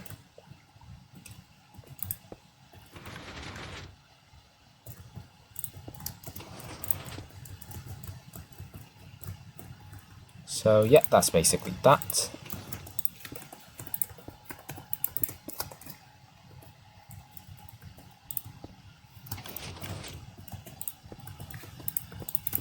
Okay, so that is the input joins that we are going to include. And you might recognize this in my 7x7 cave door. Use this quite a lot. So yeah, that's question 15. And question 16, we do the same thing, say the minimum move sequence, but instead now the top folded triple, and we'll improve the sequence. So again, label the inputs A, B, C. So remove these stuff. There are a bit of ways to do this, to be honest. Oops. Okay. So we can only initialize it from A. So A here. What now? We push this. It's very natural to do this. So we have B. We can actually do C here to push this down. So we need to consider the retraction. So we want to power this piston, right? So if we do B 2 times, yeah, it works, but then it's not that efficient, to be honest. So what we can do is that we force the timings such that this will power, right? So what can we do? We can do A here. This A actually can power this. We can do B here. This B can also power this. And we don't have to worry about this retracting because we can make it such that C will, do its stuff such that B, this here, cannot retract it. So yeah, we do have some options. We can do, after C, we can do A, which will be 2 ticks or 4 game ticks after. We can also do B, which will be 1 tick or 3 game ticks after. If you don't understand why it's 1 tick or 3 game ticks after, there is an extra observer here compared to these two. So yeah, so let's just hypothetically say we force ourselves to track this. Obviously here we can rely on locationality to power this bottom piston, but it probably is not good. So again, we can just force our timings such that C will be powered 2 ticks or 4 game ticks after if we're using the A variant, or we have the 3 tick or 6 game tick delay for the B variant.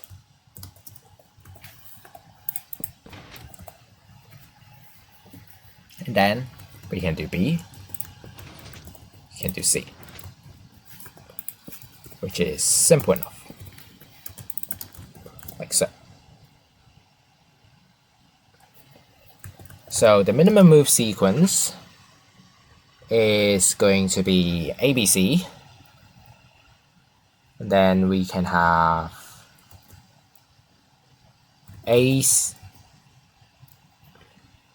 we have ABC, AC, and then BC. And I think in the actual documents I actually wrote instead as ABC, AC, B2, because guess what? We can actually do a double pulse to B and it will retract this piston. So yeah.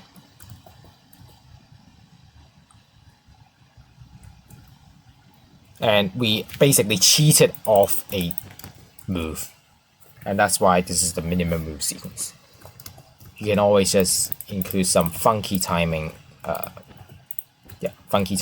such that, or pairing conditions such that you claim you reduce a move. But then, yeah, it's fine if you say it's BC. I don't really care. So now we need to improve it, because for repetitiveness, just like how we did at the bottom, so we try to add redundant moves such as it's more repeatable, so we just only need a toggle for C, and likewise here we also want to improve it, right? So we write down our options again. Okay. So it might be helpful for us to look at our options instead of this AC part, because we have BC, BC, BC. Oh, sounds like BC all happens a lot, right? So it might be helpful for us to consider some sequence like, you know, A, and then we have B, C, and then we have B, which will be 1 take, 3 game take, C, 3 take, 6 game take. You know, so we have 3 of them, right? And we can just stop here by saying that, oh, we just do BC, BC, BC. But then 3 is an odd number, which is usually not nice. We like even numbers, usually.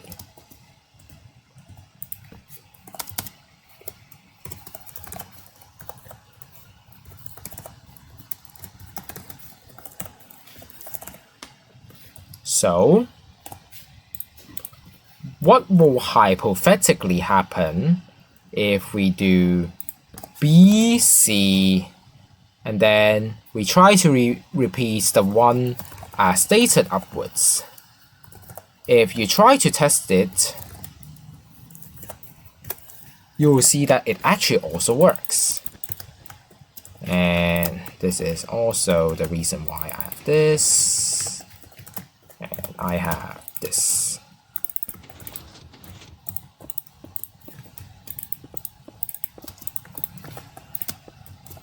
Like so. So we have a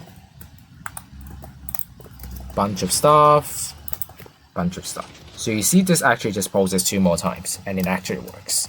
Obviously because of piston priority things. You know. So yeah. So what we have essentially done is that we consider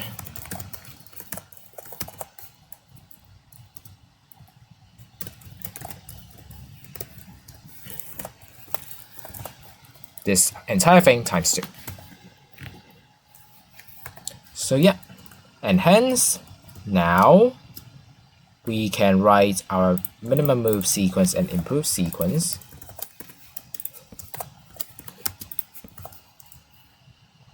I'll just copy this down.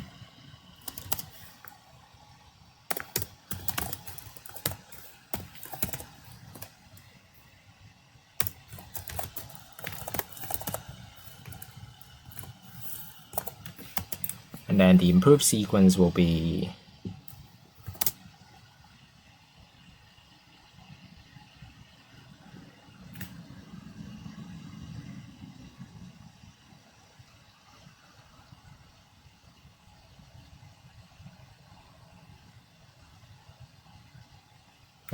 it should be this.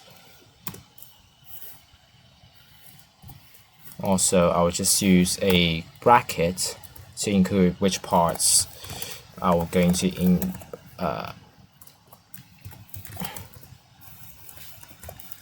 do twice, perhaps two, like so. Yeah, so this is the minimum sequence and the improved sequence for the top fold triple. And you might notice that this is actually different from the one that I demonstrated in 2-11 methods of compacting, which is true. And this is actually the breakthrough that I have. And in fact, I think this sequence is better than the one that I introduced in 2-11. And I'll again explain a bit more later. But yeah, anyway, so we have the minimum sequence and the improved sequence. So hopefully you'll see that from the alternatives, we can do AC instead. We will use BC, and then for B2 we can use BC, and then we see BC, BC, and then we can just add BC at the back to create this BC, BC here. And actually this BC, BC can be controlled by a vortex, as I've just explained in this section here. And yeah, it's actually simplifies quite a lot. So yeah. And now, what are the possible input joints? While it looks like BC, they are always happening between one another. We need to know the facts that B and C are two different sides. So while it's nice to have an input joint, but then we can't really actually do this. But in the actual door, if we have things like this, like a slider here, then it is a bit easier to implement our input joints.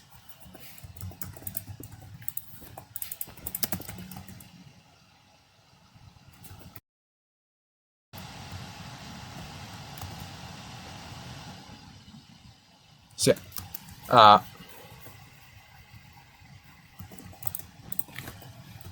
think this is in the actual door. It looks like this. And here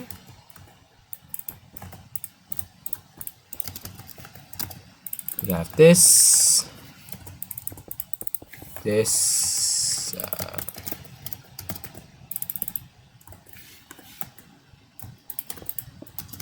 like so. And then for here, we have this, which I also explained from the timing section that these two are the correct timings to implement this, because yeah, it will always be 2 tier apart between this observer and this observer. So that's the input joints, quote unquote, that you can build by leeching off from the double slider. So yeah, so that's question 17 explained. And now question 18. So we do the same thing, state the minimum move sequence for a top folded quad and improve the sequence, which is back here.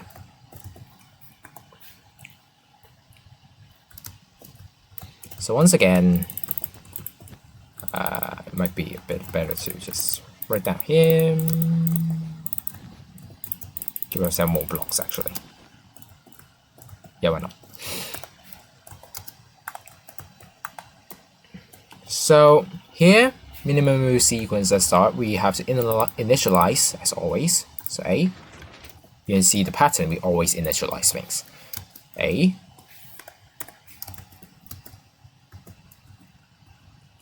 so we have B. Now, in actual case, you might not know that this has to be a toggle, you might know that you need to push this here and then not power this. So you might only know you just have to push things here, but then we'll later establish that having this toggle is actually a nice add-on. So, yeah. And then you have A, and then A, because you need to retract this. And then obviously you need to pull this back, and at this point you still won't know you need to pulse this. It's quite unnecessary, to be honest. B, right? And now we will do C. We need to push this in front to power this piston. And then we have A, which will do the double pulse, which is very nice. We have A, and then obviously we need B. Push this here.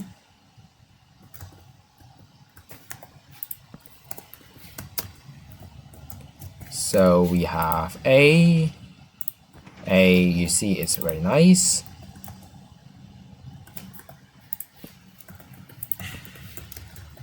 And then B, and now you would know that we need to power this. And you also know that we don't want to always power this. So it will be very natural for you to come up with this circuit, to be honest. It's actually not that hard.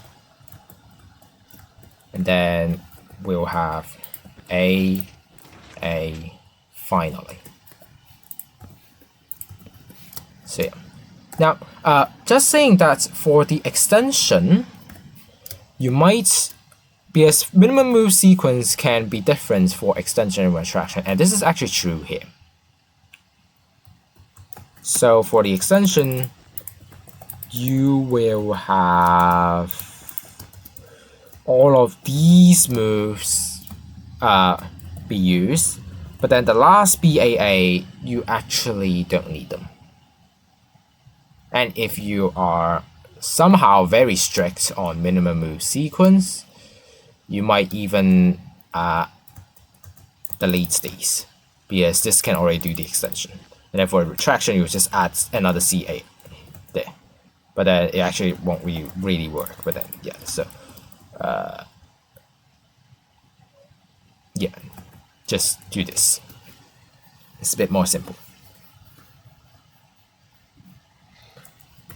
But then here, just going to be simplify things and claim that this is the minimum move sequence. At least it's a sequence that works in both the extension and the retraction. And in case if this is too long for you, let me just summarize this up.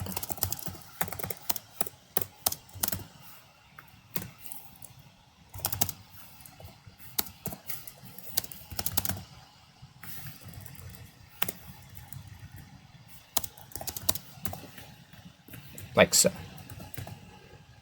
Now, let's improve this now. You might notice that we have BAA. We also have BAA here. And then meanwhile, we have CA here. And then the A, this one looks a bit sketchy. So if we have BAA here, it will be natural for us to think, hey, this B is left out here. Can we add two more redundant A's? The answer is yes, of course, because we have A, B, A, B. If we just add two A's here, it's redundant, and it literally does nothing. But yeah, we can add it. Adding one A doesn't work, but then adding two A's work. So we have established that this can add two A's. Now, next part is that we see this A being left out. Can we, and this is CA is here, can we actually add a C here? You know, the answer is also yes, but with a condition. The condition is for the initial state, we need to have an immovable block here. So this is something you need to bear in mind when you wire the door, if you add C here. And yeah, by doing so, we actually have a completely repeatable sequence, which is CA, BAA, BAA. And this entire thing can be done times 2. And that is the improved sequence. And yep, this is the only sequence in this door that we can establish a sequence such that it is entirely repetitive. And even so, we have some BAAs, which is very nice. So yeah. So that is the case for the quad sequence, and question 18 answered. So for question 19, what are possible input joints? And yeah, while it's very tempting for us to connect between B and A, again, similar to the triple condition, we know that these two are 2 sides apart. So we can't really add an input joint for B and A's. However, C and A are very close to each other. So in the actual door, you see we have the string that directly connects to these two. So you can just claim that this is an input joint if you want to. So just connect C and A like this. And if you have seen in my previous 7x7 cave door, we have things. So first off, this is downwards. It doesn't really matter here, to be honest. We actually have an observer here, and what we did is this. This is the input joint. Yeah, it's very tiny, but then it works very nicely. So yeah. So this will be the input joints for the top folded quad. And that concludes question 19. So question 20. Where should the input be positioned? So yeah, this is also an important thing when we try to plan stuff, essentially. But then it's already important when we consider the layout and sequencing. So I put it here. So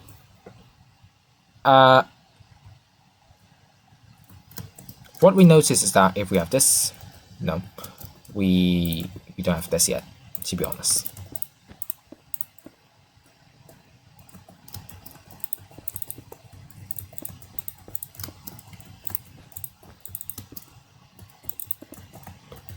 So when we have this, what we notice is that we need to power this side first before we power this side, right?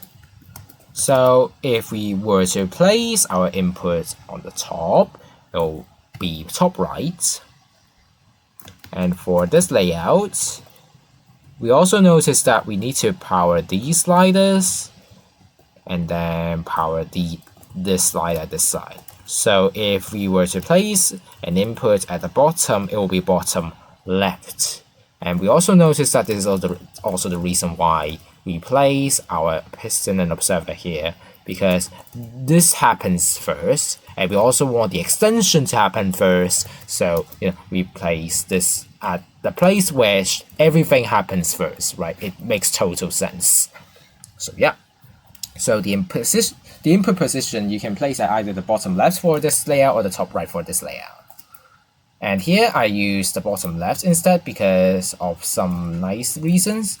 We need arbor for the sliders.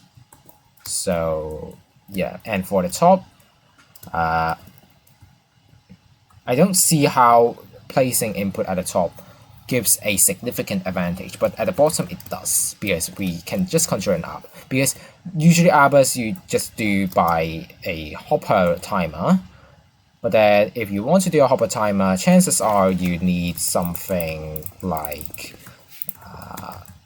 this, and then just connect to the hopper. And sometimes this circuit is actually quite space consuming. So yeah, We probably don't want that. And there's also another reason is because of this side, because we notice the top actually has very little space. We already anticipated it when we try to wire the door. So we have this here already placed here, and it's very natural for us to place it at the bottom, essentially. You might argue that the wiring pressure is placed at the top, so we should place our input next to the top. Well, that's true, but then we also have to notice that due to some complications of the quad, we actually need a bit more delay. Sorry. We actually need more delay for this side, so placing inputs at the top right might not be that advantageous. So, yeah.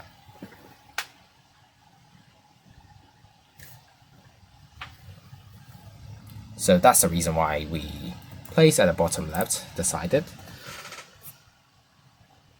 And yeah, although I won't say you're wrong if you place it at the top right. It's acceptable. So yeah, so that's question 20 explained and concludes our questions in section 2 essentially. So now we will go on to the last section, which is the planning and redstone analysis. And in this section, I'll mainly answer the questions like what are the advantages of different sequences, why is the current layout being used, what should be noticed when wiring the door, and what are the tips and tricks used within the door.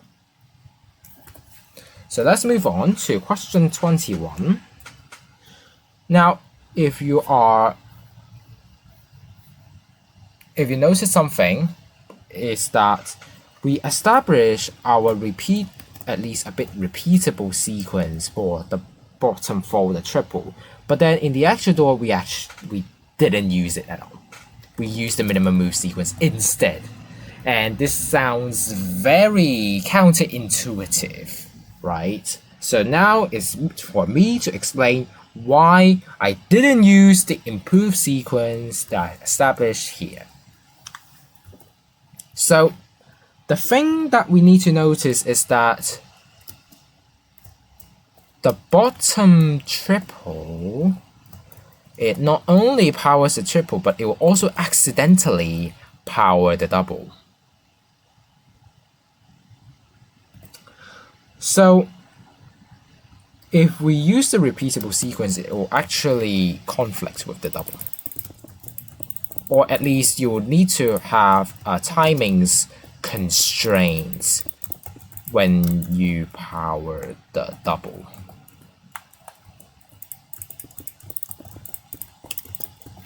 So I'll build this here, and then the affected double here. So let's suppose we are trying to wire according to the repeatable sequence we established.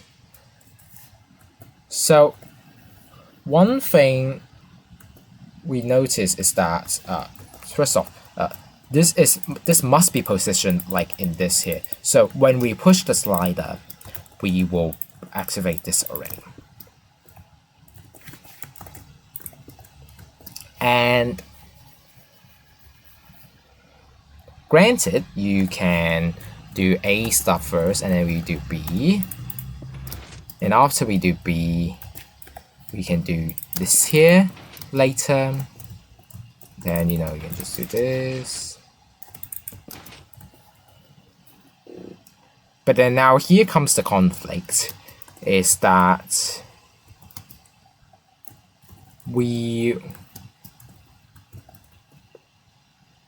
because this piston hasn't been retracted, and yeah, we decided to do A first, and then this slider. So what will happen is that we'll have this. This observer will power this piston, which will unfortunately break, because this block is now right here. And then it will do its moves, and then this will get retracted, and yeah, the block is just not being there. And another hypothetical situation would be if we try to push the slider first and then we do A stuff. So this will happen first. This will do its thing, which does nothing. Oh, B will actually mess up this here. And then we'll have this, you know. So yeah. And then the slider comes, pull this down, and we have no way to fixing it. And then we'll do this stuff. So yeah. It really, like, for both scenarios, we just can't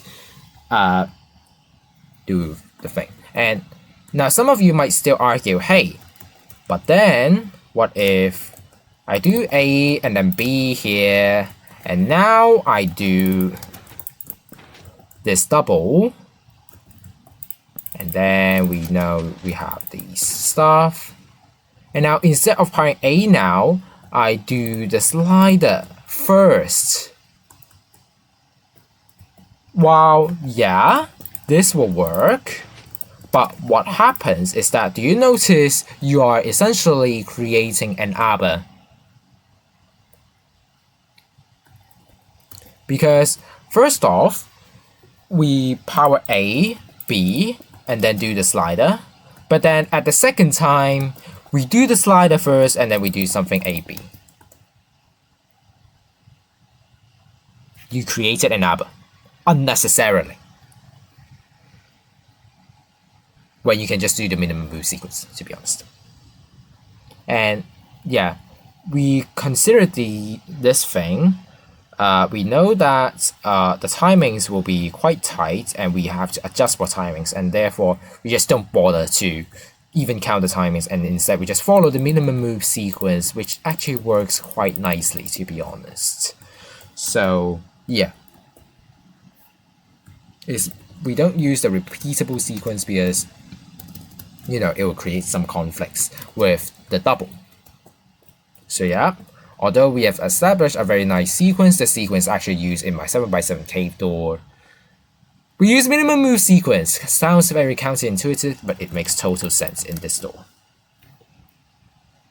So, and you also will see what actually happened in this door is that we need to push this very fast to avoid, you know, this getting some funky stuff happening to the double.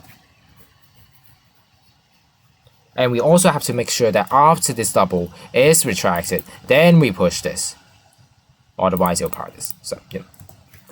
And which is also the reason why you see that this stuff is actually happened after the double retraction.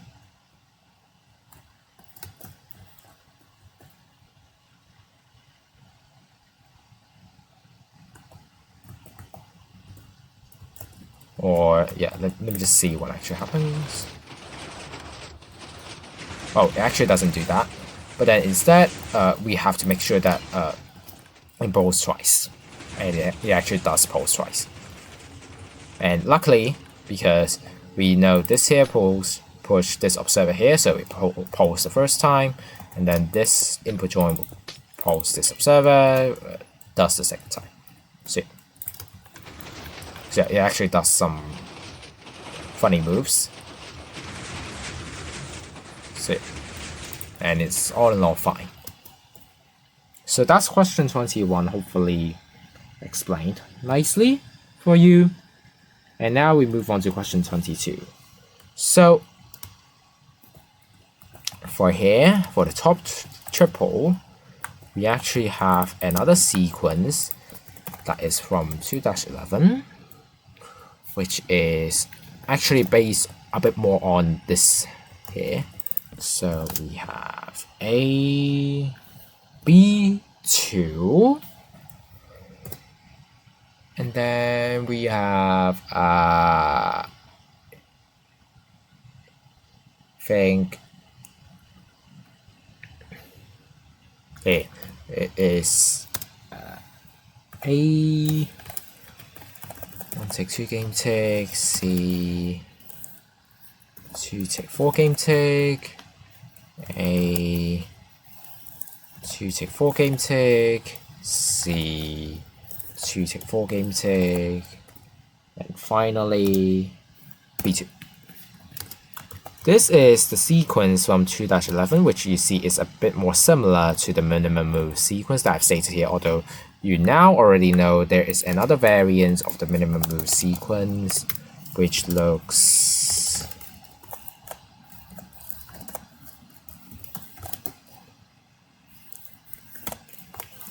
like this. So yeah. So you can see different sequences. You can establish some improved sequence like this. So this goes here, this goes here. So now for this question 22, we want to compare the advantages and disadvantages of this sequence and this sequence. So okay, so let's just see how the 2-11 sequence has advantages over our current sequence. So what we already observed is that we have some AC here.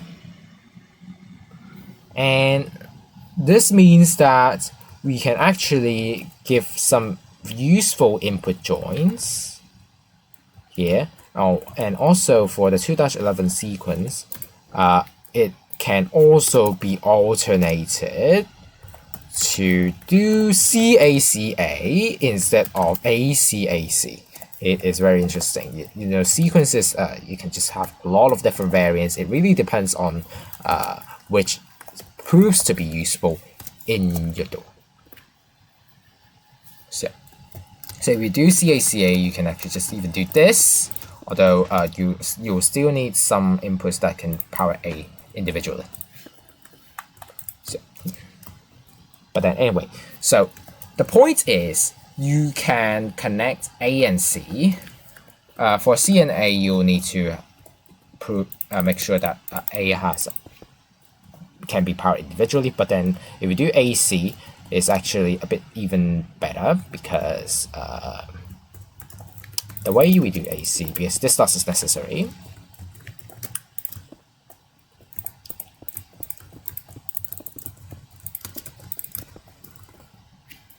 The way we will do AC is usually something like this. So this makes sure the 2 tick apart thing.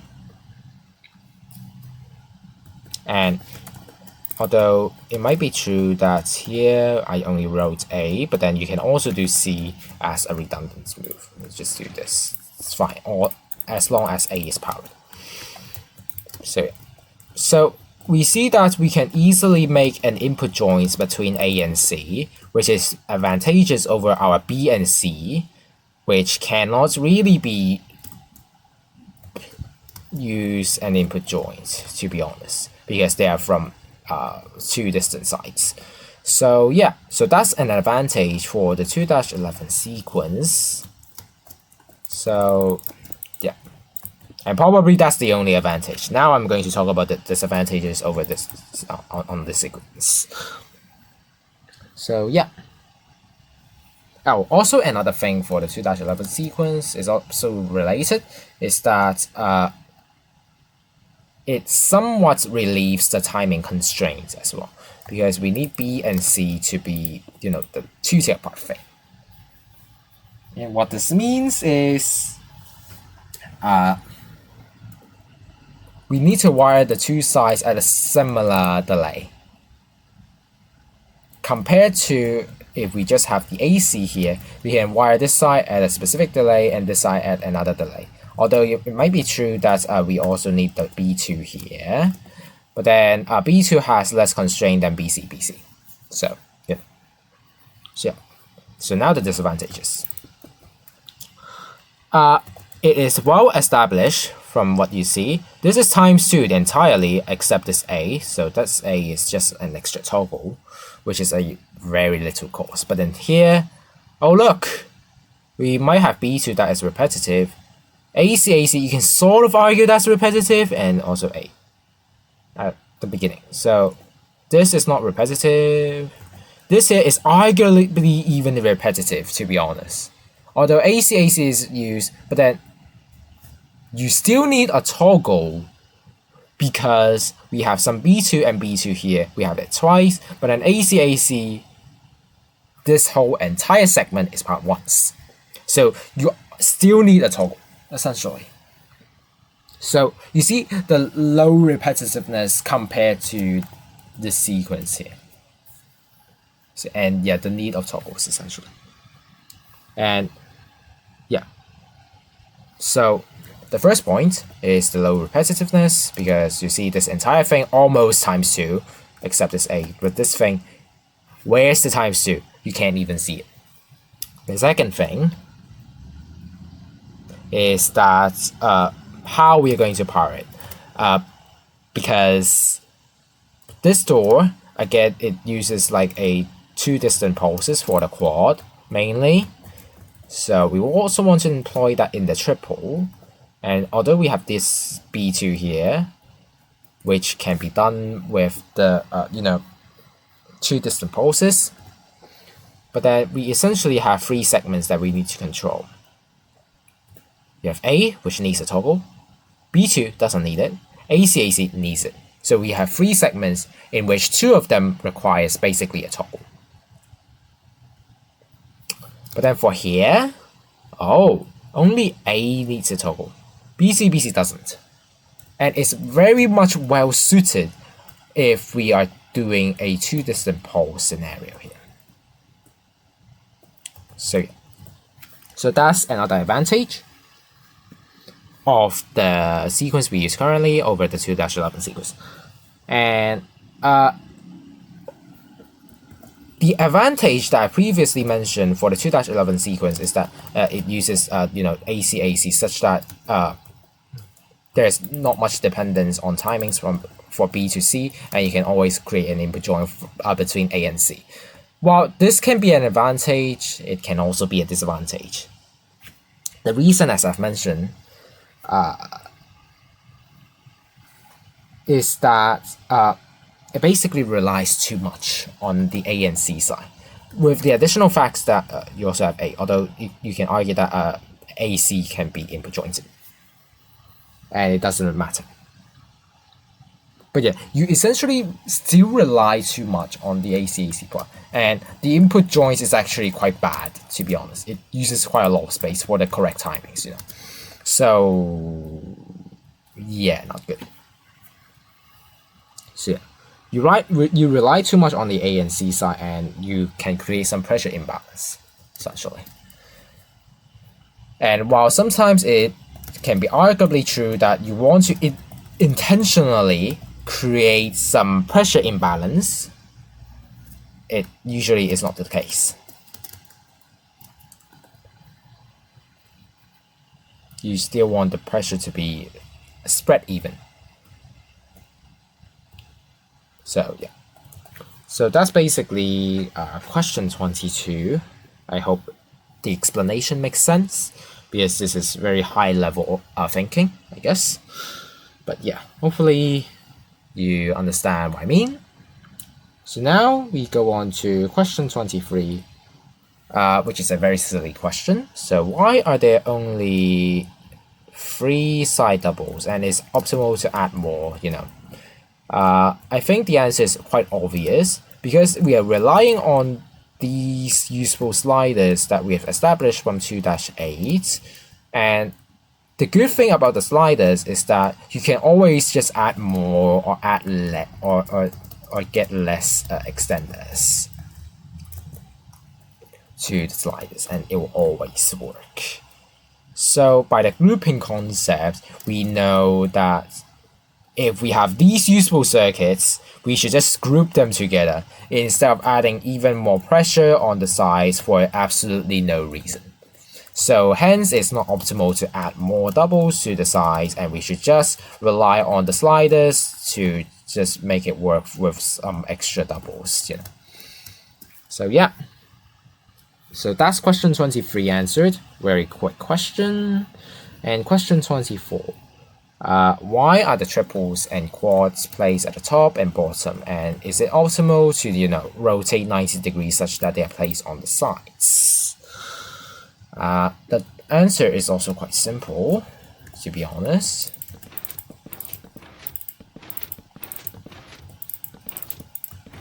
So for the quad, what we have is that we can actually benefit from QC because all we need to do is just to push the observer downwards by 1 block, and it will already power the piston at this level, which is quite nice actually. And we don't really get the benefit if we place it on the side or even at the bottom. I'm not sure why you even want to consider the bottom, but yeah, the sides, we don't really get this benefit. So yeah.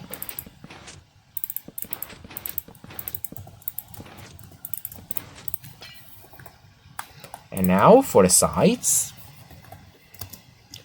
we also actually benefit from QC because when we have these triples here, we can actually simply push these 2 observers only such that it will power all of the 3 pistons.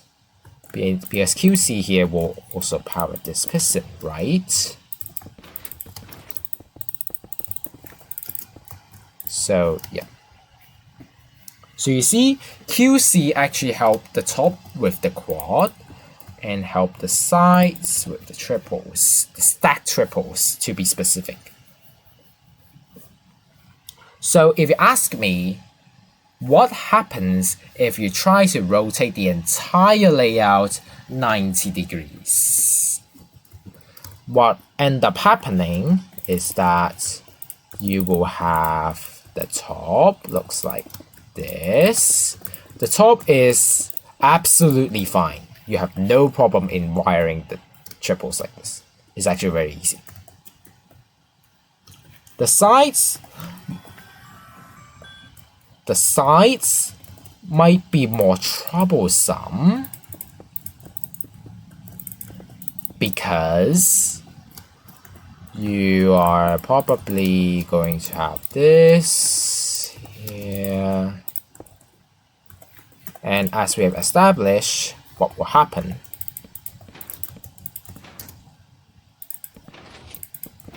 This is only a triple. You still need to push 1 block in front for the quad. So you see the observer has to be pushed 2 blocks forward and should tell you that this isn't a nice thing. And while the sides might still be manageable, arguably, the bottom, yeah, I'm not sure how you can even do this, to be honest. Because the bottom also has the doubles here, as we already know. So if you want to power the pistons at this level, so what? How are you going to do it? You can try to push some observers to here to power, this here. But then even getting 3 observers here is already a big trouble. You might also consider an alternative layout where you have this that will push these blocks to power this. But then now I will ask you, how do you retract, first off, these blocks here, and second off, how would you even control the pistons, especially the middle one between here and here? You probably can't. So the bottom would be a nightmare, and rotating the layout 90 degrees is probably not optimal, as we can establish very strong evidence from the bottom. The sides might not be as strong as an evidence, but then the bottom is definitely a strong evidence to suggest rotating the layout 90 degrees will just give you disadvantages all over.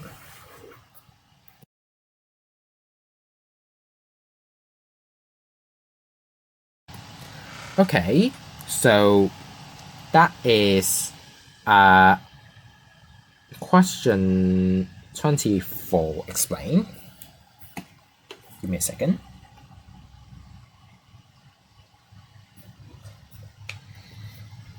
Okay, so let's move on to question 25. So can the position of the top folded quad be flipped? What I mean is, can we do this. And is it optimal? The answer is, might be surprising, there's no definite answer.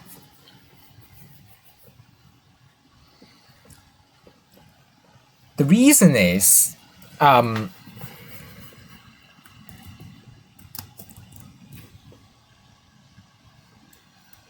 we just have to consider the wiring pressure.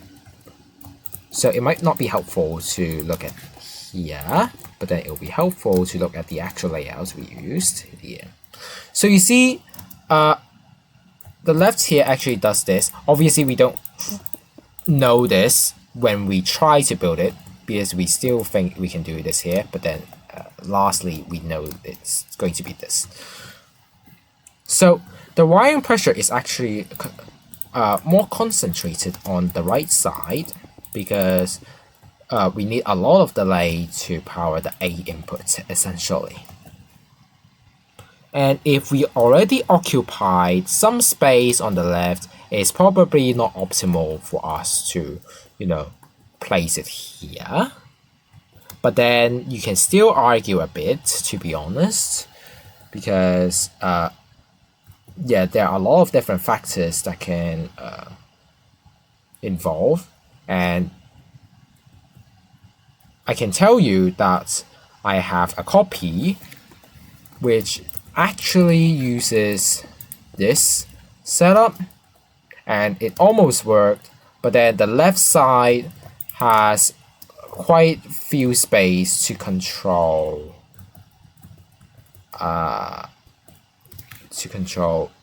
this slider here.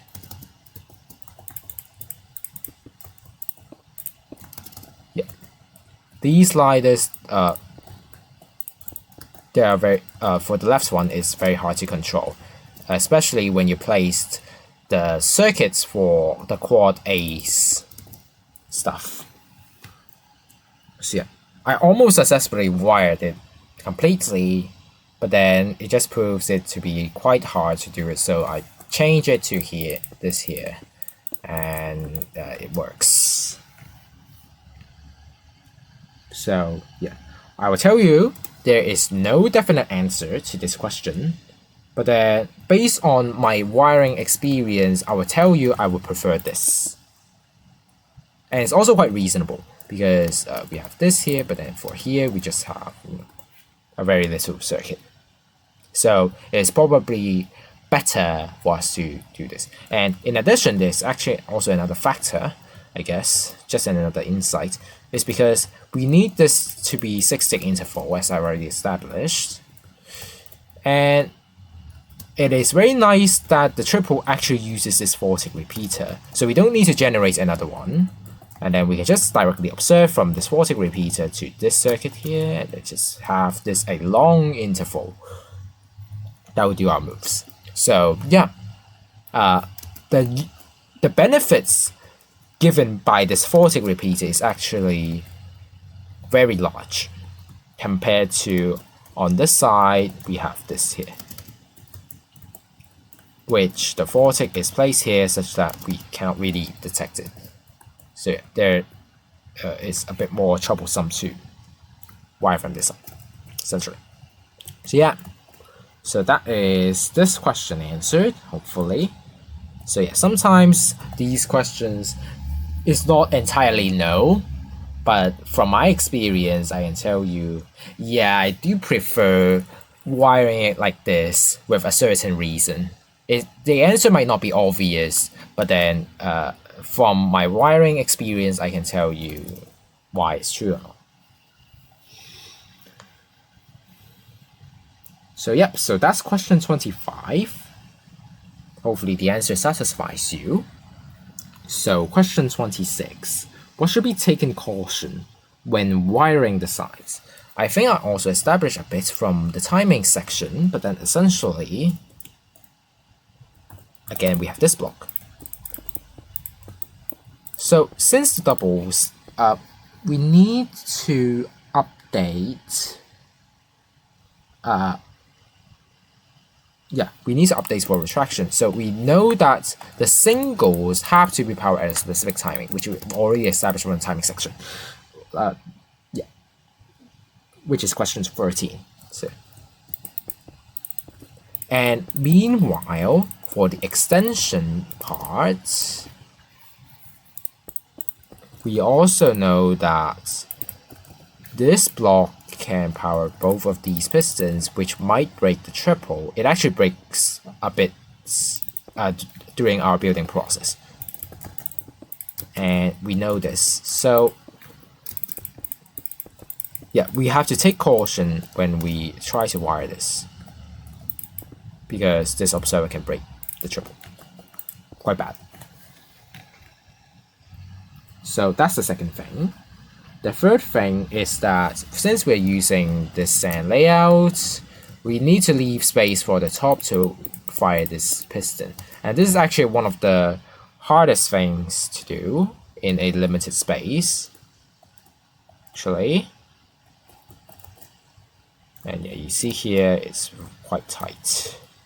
For here it's a bit more relaxed, to be honest, but still not so good. So yeah, so there are three things to take in caution. One is this observer can break the triple. Second is this piston needs to be taken care of by updating. The third thing is this piston needs to be taken care of, and we need to give some space from the top to wire it, because that's the last thing to happen. So yeah. So that's question 26, and moving on to the most complex question that I have, which is question 27. So we analyze some previous circuits abandoned. So we want to answer, why are they abandoned? And what do these circuits suggest on some conventional practices? And what else can we learn from the abandoned circuits? So give me a second.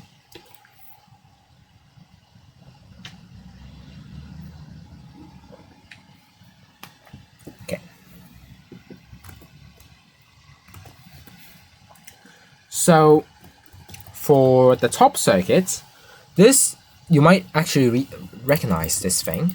This is actually using the sequence from 2-11, obviously, because like I try to use things that are already established, but then once I have the circuit, you just realize that you need this 3 tick for initialization for the AC thing.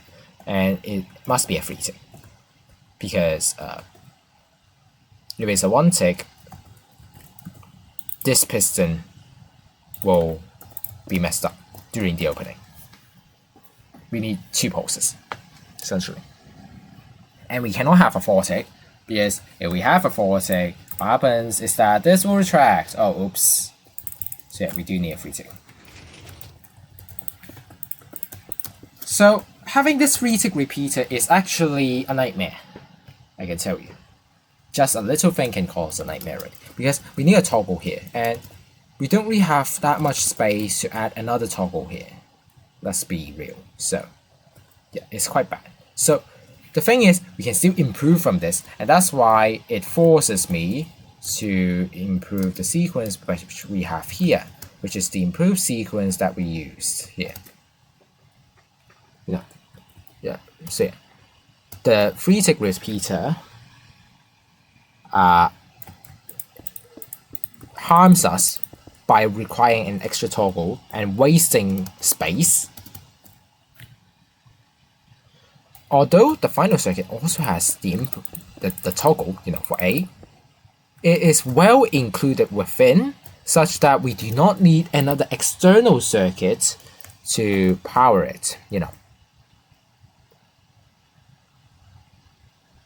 And yeah, the reduction of the external circuit need means we actually compacted the circuit within the door. So sometimes, compacting is mainly referring to a door reducing in size.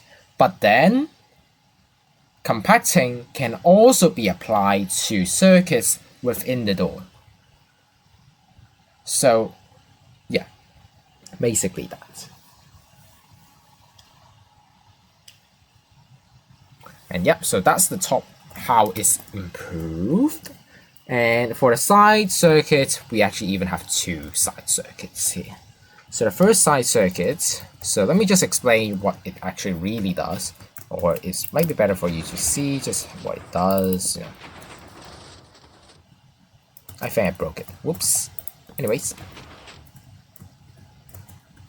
Oh, I think it should be fine. I powered it wrong though. It should be powered like this. And then we do this, push this upwards, which will also push this upwards such that this will retract with a funky move. Push this, push this, push this. So the concept of this side circuit is that we power this twice instead of 4 times, like how we established from there. But then powering twice means we have to refire our input joint circuit. And so you see some variants. So here we have a 4-tick that refires the input joint circuit, and here this is a 4-tick instead. So yeah, quite different. And you also see this here. This is such that it doesn't fire these, and it also has these such that it will retract nicely. So yeah.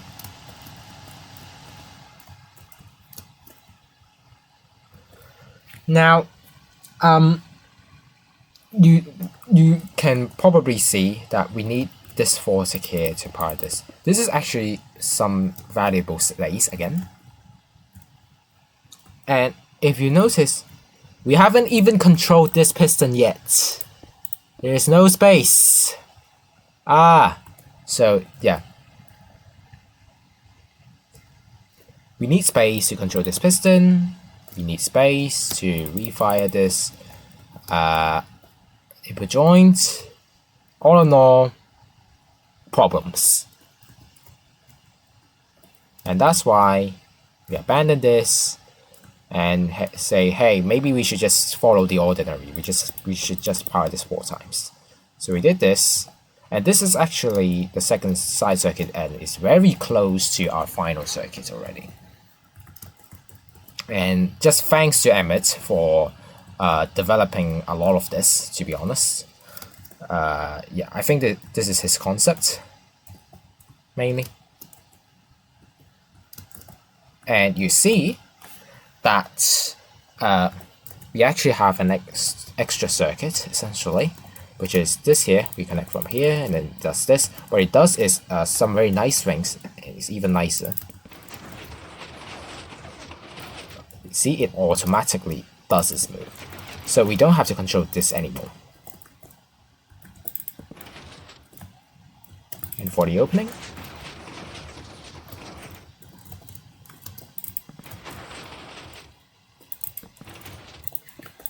so yeah, so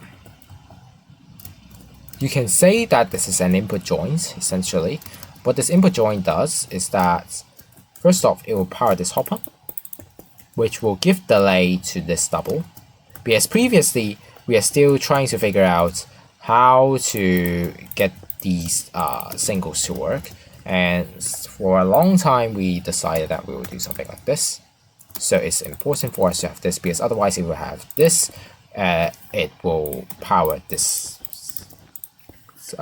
double here, which will actually break. So we have this for a long time. But then, yeah. Also, it, of course, pushes down this slider, which is the main thing. But then, in the final door, we see doesn't even be included. So, such an important circuit, you might think. Why do we choose to abandon this? The reason is we need to consider the top. The top is very much a nightmare, especially for the AC part for the quad. We need to fit a lot of delay within a very tight space. And yeah. To the point where we decided that it is more valuable than this input joint that we should include a cobweb timer within the space. Because the cobweb timer is the core of how the quad would work. And we would later find out that we have basically no space other than here, which is also serves as a toggle, you know. So it doesn't fire twice. We can place here such that we conserve space. So yeah. And we decided that the cobweb timer place here is a lot more important than this input joint, essentially. Because here, otherwise, you will need to go up, and then it's already quite tight if you consider the actual thing. Like, how are you able to place a cobweb timer here? It's probably not. So, yeah.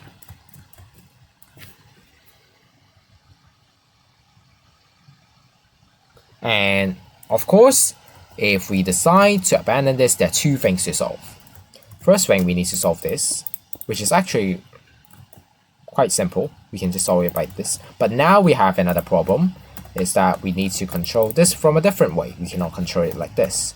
And luckily, we managed to solve it because we basically need to move this up here, you know, and then just do something like this, and also make sure that this actually has an odd number of pulses, you know.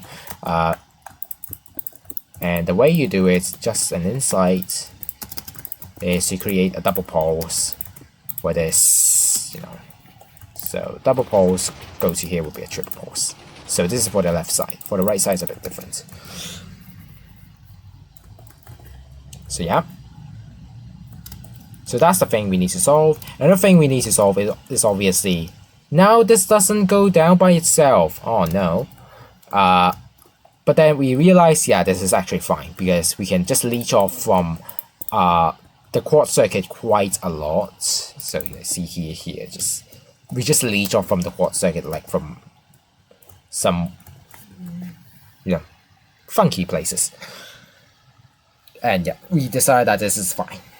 It's not that bad because there are a lot of places you can just leech off. So yeah. And hence we have the final thing, which is this here. We don't have this control, and we return to this here. And yeah, you also see that this hopper actually requires the redirection of this dust here, which is actually quite bad. A bit. Because you waste space for the slide. So yeah, this is also a minor thing. So yeah, and to answer the question, what can be learned from these abandoned circuits? You know. So for the top circuits, it's the art of constant improvement. Don't get satisfied, you know,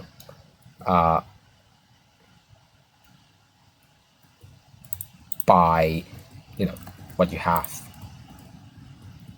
that works. Even though this circuit is functional, it doesn't mean you should stop here.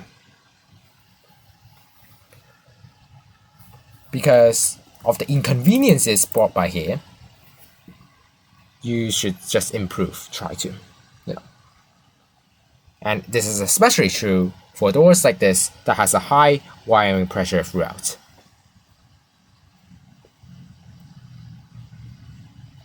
So, the art of constant improvement. That's the first unconventional thing, I guess.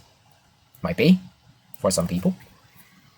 The second thing is that we abandoned a very useful input joint to fit some circuits we deem as more valuable. And here, especially explicitly we abandoned the input joint here for a cobweb timer, because we figured out the cobweb timer is much more important since we need to help up the top from the sides. So the message here is that we need to value between different opportunities, different circuits, and consider the benefits that will be brought from each of the circuits, and choose the one that best suits our needs. So yeah. So this is one of the most complex parts of the door explanation. And I hope you learn some valuable things from this question alone, because this is one of the hardest ones that probably involves a lot of years of experience in order to pull off this thing. So yeah. So that's question 27, finally fully explained. And there are 2 more questions left. So, which both of them are simple questions actually. So question 28, what are the challenges in syncing the 2 sides? So, although we try to sync it as much, you still see that, the sides aren't completely in sync. Yeah, quite unfortunate. But then, why is this a challenge? Like, what makes us say, yep, we can't really do this? The main thing is because of this observer. If we go to here, what we see is that this observer will be placed here such that it limits our time in powering this. So we cannot power this anytime we like, because when this observer is here, if we power it, it will clock. Not nice. And especially clocking is bad when you have this thing here. So we have to make sure that when this observer is here, then we power this. But then another problem occurs is that just look at how much space we really have for the top. This entire thing is covered by the quad circuits. And all we have is just a little circuit here that can power this. And this is a very specific delay. This is a 2-tick delay. And if we consider here, although yeah, we can probably do a cobweb timer and then do this, 2-tick delay is actually quite hard to achieve. And plus the fact that we cannot power it too early even for this. If we power it like a 2-tick delay here, even hypothetically, it will clock, as mentioned in this scenario here. So we can't do it. It's impossible. Except it might be. The reason is, I recently tried to improve the door, although not successful yet, is that you can actually change this input joint to a slightly different variation, such that it will create some different properties for this observer here, basically. And yeah.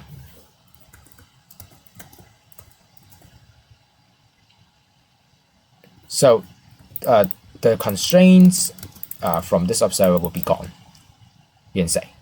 But then, even so, fitting the 2-tick delay we have established from here is quite challenging still. So, still not yet successful, unfortunately. So, yeah, hopefully you see the challenges we have when syncing the sides and why we decide to, let's just not do that.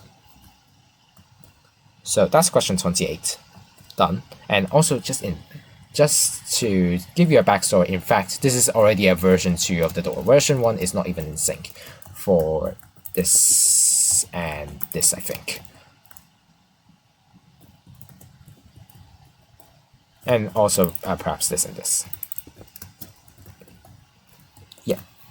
So this is already a version 2. We already try to sync as much as we can, but unfortunately some can't be synced. So we decided it's not worth it. So yeah, so that's question 28.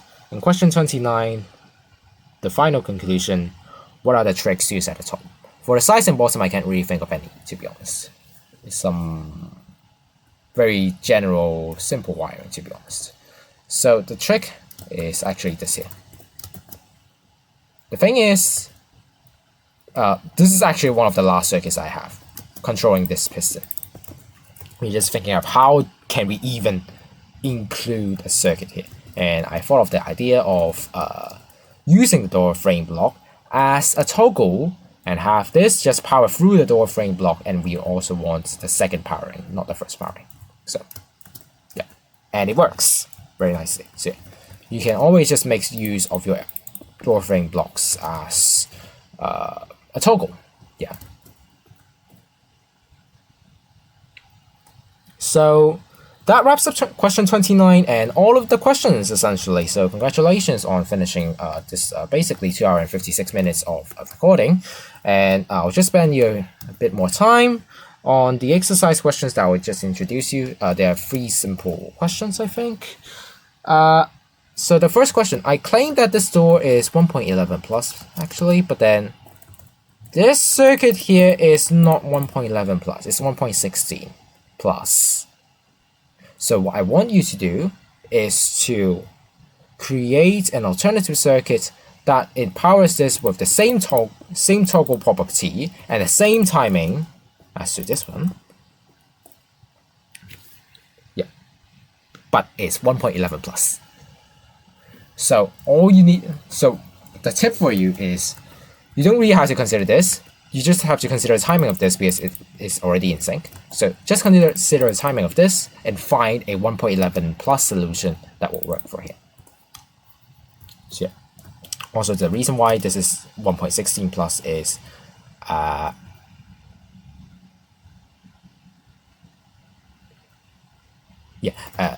think it's this piston that won't be able to extend. Think. I don't want this or this. So yeah. And of course, if you try to do something like this, this will power. So we can't do that.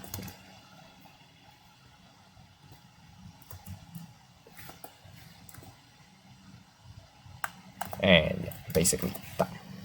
Yeah, either this or this piston. So anyways, question 2.